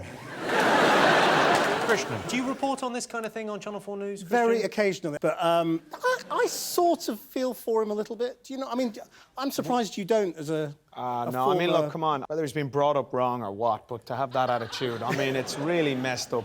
He's just being a teenager, isn't he? He's Yeah, just but a him and teenager. Miley Cyrus, the two of them should get together and go bowling, because I tell you what, man, they're both as bad as each other. They're like, what's going on? They both look the same. Do you look at them? Yeah, they both look Maybe they're the identical. same person. Well, then maybe they're made in the same factory. Yeah.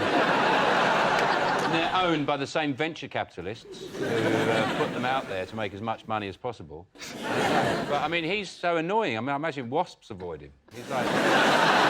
But it's quite. I mean, you're taking your life in your own hands, taking on the Beliebers. That's true, isn't it? You get a lot of trouble for slagging off Justin Bieber because his Beliebers attack you. But they can't touch me because I'm not on Twitter, I'm not on Facebook. The only way they can get They me... will come to your house and they will fuck you up. No, they won't.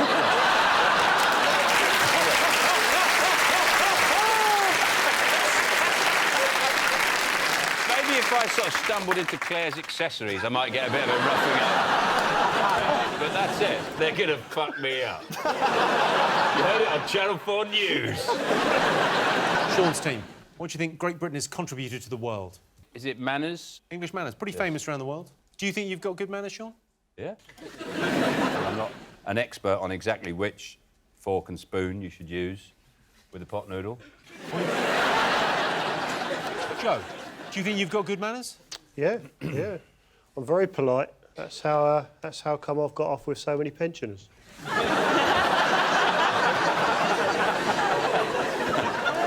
They love good manners. It's like an aphrodisiac for them.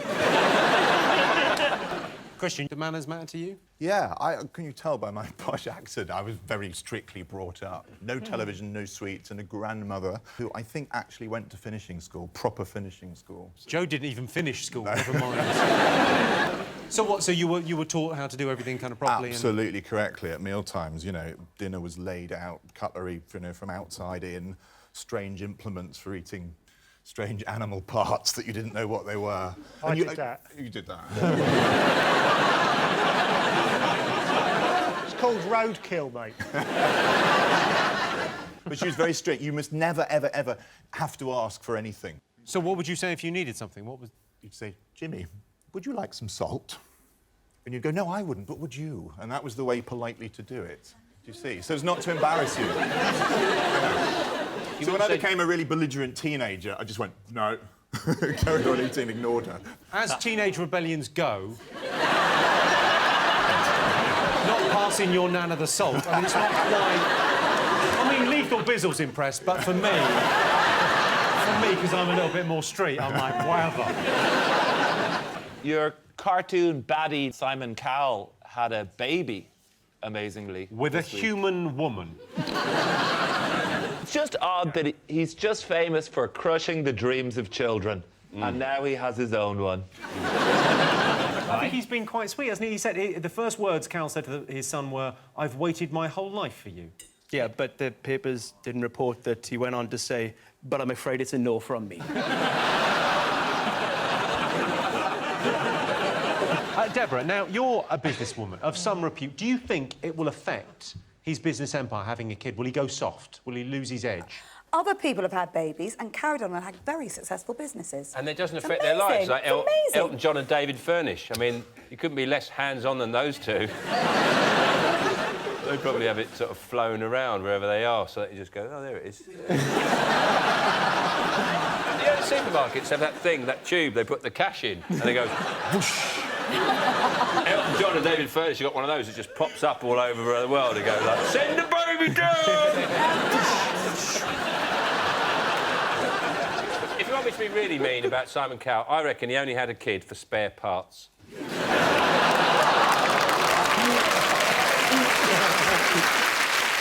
John, did you celebrate Valentine's? Well, this is my first year I've ever had a girlfriend on Valentine's Day. Whoa.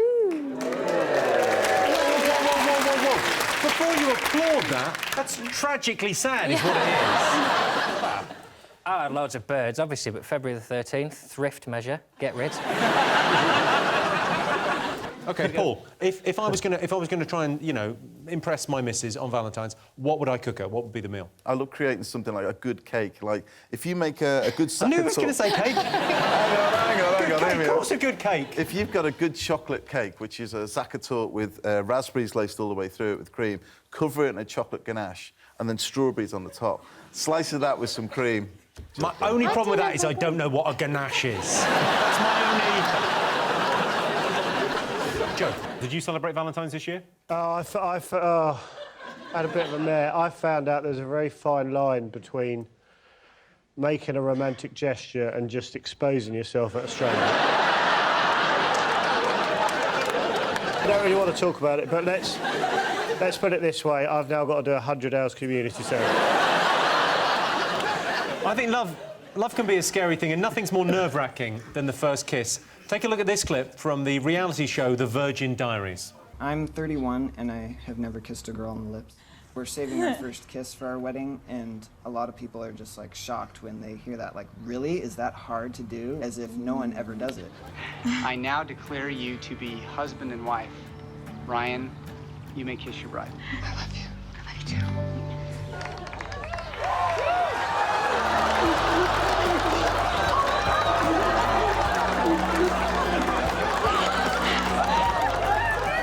The kiss was,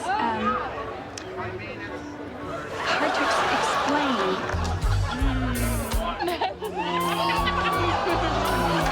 Strawberry lemon, and it tastes so good. Wow, it's a dream. Like, I get to, like, kiss him whenever I want to. We didn't have to hold back anymore. We could just be free with our love. I can't stop kissing. It's like, oh. She just went right at it. I can tell she's been holding back, and now she's not.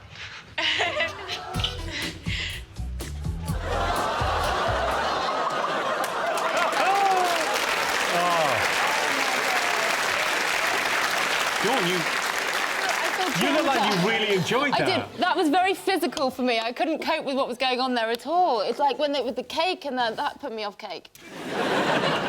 It was everything that's wrong with a kiss. Everything you don't want your partner to do when they kiss you is everything that they both did. Have a bite of cake halfway through. They looked like they were siphoning petrol.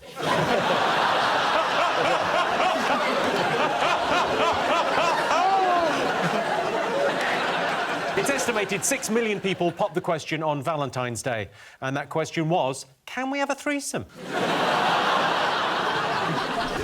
OK, Sean Sims, who else are the greatest British living icons? Boris Johnson.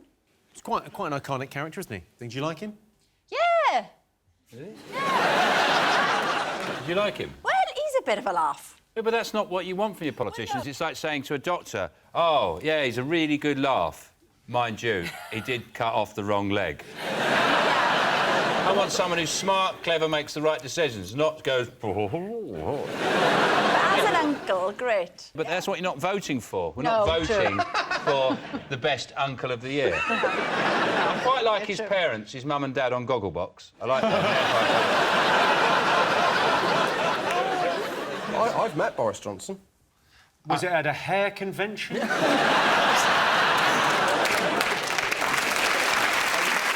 An event for the pale? What, I mean... Are you one of his illegitimate children? Do you know what? This has to stop, because I'm not sure, because he's a shagger, we know this, and... And your mum? The only... She's got a reputation. We all know Anne Widdecombe's your mother. No, because it was an immaculate conception. He is the chosen one. Do you know what? I'm not going to tell you my interesting anecdote about Boris Johnson. You can... Oh, come on, Josh, tell us. Where did you meet him? You turned quick. I'm not going to tell you, do? OK, then. It is gold. Where did I meet him? I did a TV show with him, and every tweet about the TV show said, "Are you Boris Johnson's illegitimate child?" And I thought, I'll come on 8 out of 10 cats, and they'll feel my pain. And what happens? You bring it up, and it just hurts, Jimmy. I know a few cab drivers, and they say they've had him in the car, and before he gets out of the car, he just messes his hair up, so he's got that sort of just... He did that when we had them on the last leg. In every advert break, just before he started, he'd go like that, and then do the hunch. Yeah. Do the hunch. Do the hunch again? It's not a dance. Come on, let's just do the hunch. Oh, my God, you're so like your dad.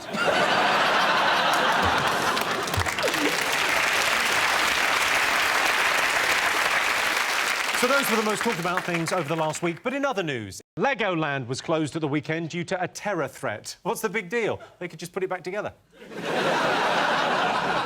Flappy Bird creator Dong Win has withdrawn the game from the App Store. It's been the biggest slap in the face from a dong since Talisa.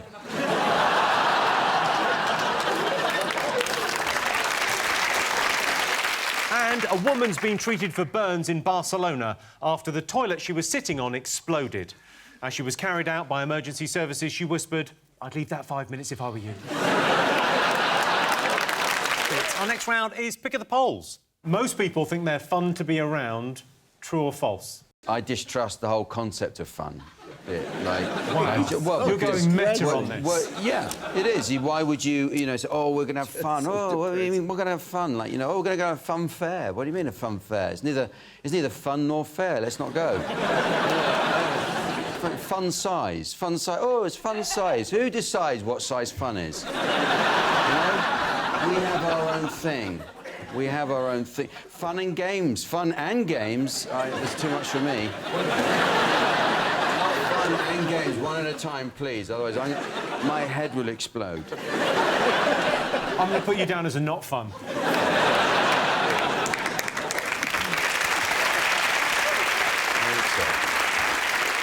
Would you rather cheat and win or play fair and lose? I have cheated before, though. Well, I don't know, is this cheating? I did an exam at university, a statistics exam. It was what they call an open book exam. So I took an old exam paper that someone had done, and when I got in there, I realised that 80% of the questions were the same. So I just copied them. Is that cheating? Yes. Is it? I mean... Oh, shit. How could you possibly think that wasn't cheating? Did you become a psychiatric nurse on the strength of cheating at university? Yes. Is it wrong to take revenge, yes or no? John, you ever taken revenge? I would like to say the sentence, "I will have my vengeance." I'd like to say that at some point in my life. Treat yourself. Well, it just doesn't work now because you haven't done anything, have you? Oh, you fucking... It's weird because you wanted to say, "I will have my vengeance" in quite a masculine voice, but when you got pushed even slightly, you went, "Oh, you." I will have my vengeance. Most people think men make worse patients than women. True or false? Bizzle, are you a good patient? Did you go to the doctors? I wish I was a good patient, but I never go. There's one time I actually went to get checked up, and I thought I would go, out of London, because I thought no one would recognise me. And so I went to, High Wycombe or somewhere to get tested. Sure, who's going to know you in High Wycombe? Yeah, you know what I mean? Have records in High Wycombe, do they? So I went to get checked up. I've gone into the room, and the woman's like, "OK, so, have you done this before?" And I was like, yeah. She was like, "Well, yeah, we'll bring it out then." And then she looked at it, and her eyes just gone... She went, "You're Lethal Bizzle." Yeah. Literally. The worst part is she stuck a toothpick in it, literally. I don't know what it was. Did you think it was a cocktail sausage?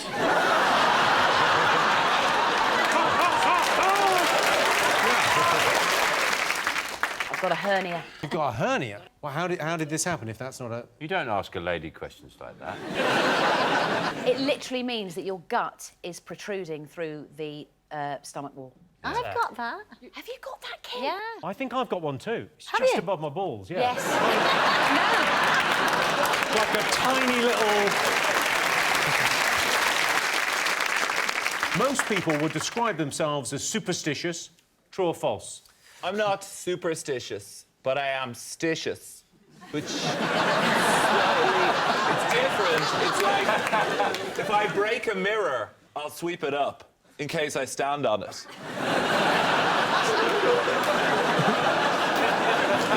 You know, I use superstition sometimes just to get out of doing things by pretending that you just have to make up a thing that sounds like it rhymes.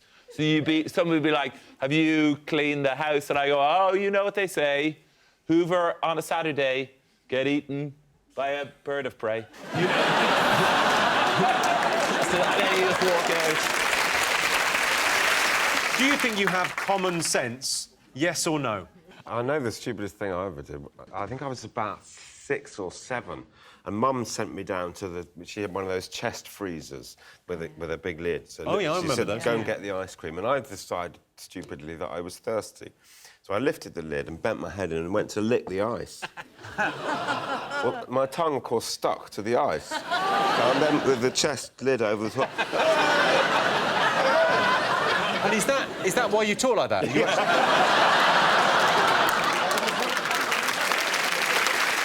Most people would describe themselves as an optimist. True or false? It's good being a pessimist because then you're never disappointed.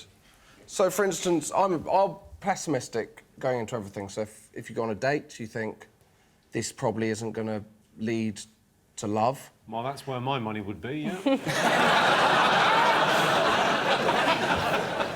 Oh, it's so much fun. You've just got the sort of sweetest face when you feel a bit hurt. Too late. Too late. I reckon you're a real pin-up in the Spaniel Breeders' Society. Like Mr. March. All the other months are dogs, and then there's March, there's just Josh going... catching a ball in your mouth. Do you... manage to resist that, but only just. Most people think they have a great idea for a business. True or false? You know how you got windows on an oven? Right, forget that. Windows on a fridge. Fridge window? Fridge window. You've got those already? No. No, they don't. Yes, they do. No, they don't. I do. I've seen loads of fridges that are glass. Who's got a glass fridge? Have you been into any garage, ever?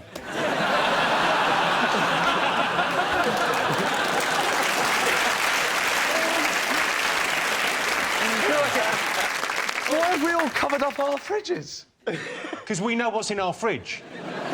We went shopping. We asked our studio audience, are you good at giving advice, yes or no? What do you think they said? I think everyone thinks they're good at giving advice, otherwise they wouldn't give it. Yeah, I don't give good advice. I wouldn't listen to me. I do the final thought at the end of the show. That's my advice. But first of all, I'm lying because it's never my final thought. I'm always coming back the next day with another one. Well, one of these days.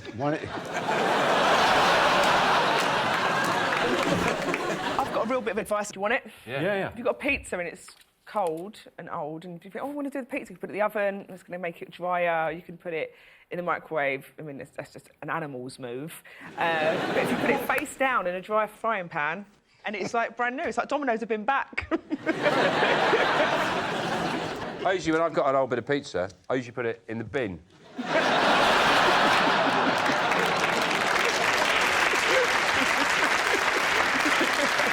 John, have you ever got any sort of solid advice, any advice that you've lived by? When you've been chopping garlic, always wash your hands with cold water, not hot water, and then the smell will come off. If you use hot water, it bakes the smell of garlic onto your hand and it'll be there all day.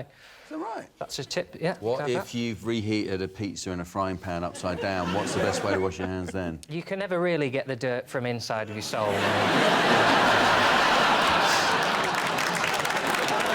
Would you like to be reincarnated, yes or no? Have you ever been told by somebody, you know, a psychic, that you've lived before? Oh, yeah. I did that show that Phil Schofield did years ago. Have I been here before? You call him Phil?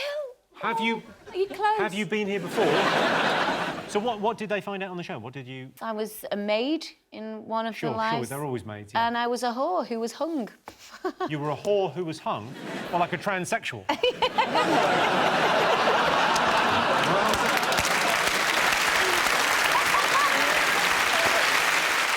Most people consider themselves fashionable. True or false? What do you think? True. OK. I sort of didn't expect that from you, James. Do you think you're sort of a fashion follower? Yeah, head to toe, Marks and Spencer. Mainly because Top Man don't sell Percy pigs. That's a very good... I like that. Obviously, you being a pop star, you've had to dress up in some stuff over the years. Yeah. Let's go through some of those looks. Here's you in what I like to call the Canadian tuxedo, the double denim. Oh, yeah. The snakeskin trousers. They cover up many an accident, don't they? Look at that face. I didn't even notice you had a head. Thanks. This is the oversized jacket. The Oh, yeah. that looks like you're in a weight loss ad. Do you have any say now in your outfits, or do they still go, you're all wearing these, good luck? No, they make me wear stuff now because that's when I had a say. And the winner is the name of our final round. Top secret to a long life. The key to a long life is to have realistic ambitions. If you try in life and become something you can't, you're just not destined to, then don't try and go for it, but just lower your expectations and your ambitions. There's nothing more... If people... I don't know if that's ever going to be a Disney song. I didn't express it in a very catchy way, but I think we could rap it. Like, do not have too high ambitions, everyone. Oi, listen. I don't know if you've heard rap music or just someone with a speech impediment. But that's the key, isn't it? If people think, oh, I wish I was an astronaut, forget about it. You'll never be an astronaut. Don't set yourself up for disappointment. Just have realistic ambitions. And, OK, in all probability, I'll end up working somewhere in middle management. Of course you will. Simon Cowell thinks he's harsh, but this guy... I'm not even going to break your dreams. I'm telling you, don't have dreams. Most unattractive habit. Just remembered I pulled this guy once and I brought him back to my flat for a pump and I pulled back the sheets and there was a loaf of bread in my bed. Oh, my God, it's like a Scottish man's dream. Brush the crumbs to the sides. Make yourself at home, son. Oh, Mr. Darcy. Henning, any annoying habits? What I really hate is when people tell me about their unrealistic ambitions. Harebrained ideas and plans for the future. I want to be a comedian, Mutter. I want to be a comedian.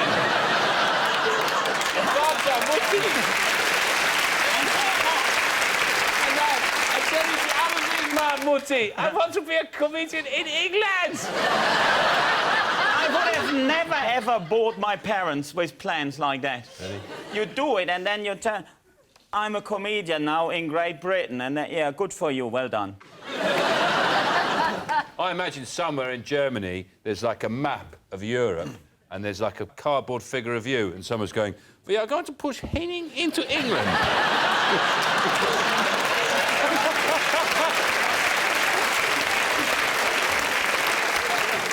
Yes, we're putting you undercover as a comedian. Will anyone believe that? No. Do you reckon I work for Berlin from here? Yeah. What sort of information will I have gathered here this evening? That would be of any interest or significance to anyone back home. Well, don't be like that, Henning. Well, the most important message you can take back home is, we haven't forgiven you. OK, most unattractive habit. I think, Jimmy, one of the most unattractive habits is when you're talking to a man and then he's just looking at you and not actually listening to what you say. So then when you ask him a question... you ask him a question, he says, pardon? What? The German people will be very pleased to find out about this.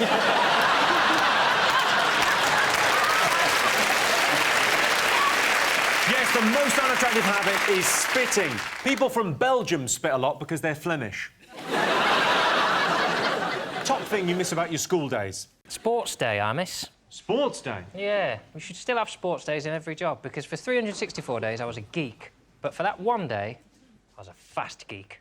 And not needing booze. That was nice about school. 13 years clean I was.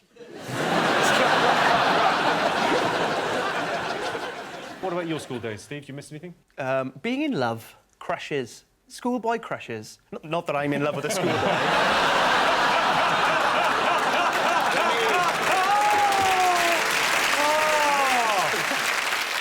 Top thing people wish they knew more about? Wouldn't it be better if we all knew what our pets were saying?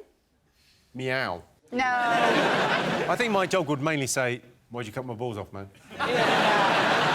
But they're doing research into it. They're doing research into your cat? No, not mine. Mine's dead.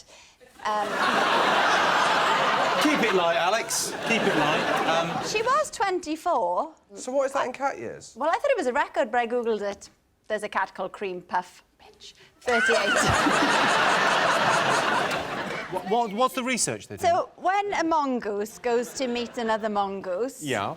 Apparently, they make these noises, and they always introduce themselves with firstly their name and what they're doing. And they'll say things like, hello, I'm Jim, and I'm digging. And then... That is how I introduce myself on Grindr. Hi, I'm Jim, and I'm digging. Yeah, and then, like, the other one will say, oh, hello, I'm Claire, and I'm looking after my children. Why would they have human names? Oh, you're the best. Yeah. Why don't they have mongoose names? A classic mongoose name for a male is Jagger. What would a girl be called? Yeah, the girl's called. I tell you what I've always wanted to know, Jimmy. At what point does a leaflet become a pamphlet?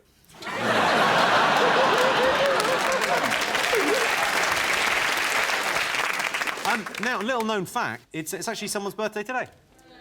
Yeah, someone's special birthday. Statistically, you would expect that to be the case, wouldn't you? It's actually Henning's 40th birthday today. Thank you very much, thank you. Thank you very much. Henning, we've organised, Henning, because it's your birthday and you've chosen to spend it with us, we've organised a little party, well, not a party, but sort of a rally for you.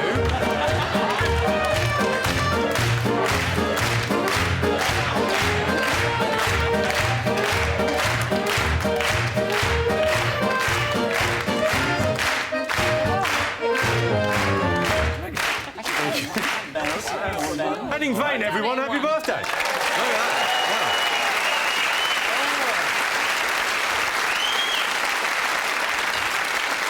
I can't bloody lift mine up, can I? You can't. Oh, no, you can't. Get a straw, will you? Can we get a straw for... Get a straw for Alex? I'm just messing with you. Thank you. It's a miracle. Why do you have these big cups? I find it hard enough to look masculine in a pub without someone have to drink like a frigging beaker. I think you should down it, John. Why don't you try and down it? Because I will die. Let's down it.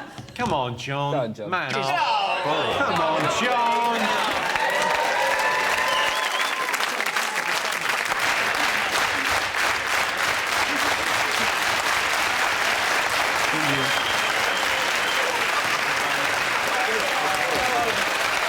I'll be honest. Ladies and gentlemen, you started that fast clap way too soon. I would say you were a quarter of an hour early on your cue there for when to go with it. Oh, he's nearly done it. There's always editing. They can cut out the bit. Oh, that's true. Start again. But keep it nice and slow.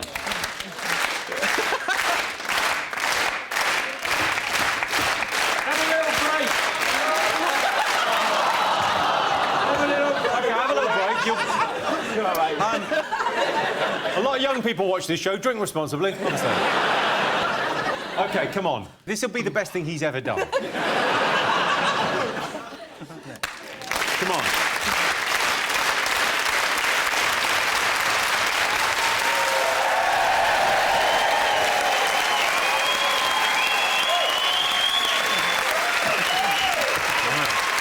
Thanks to all our panellists, our wonderful studio audience, and to all of you watching at home. That's it from us. Good night.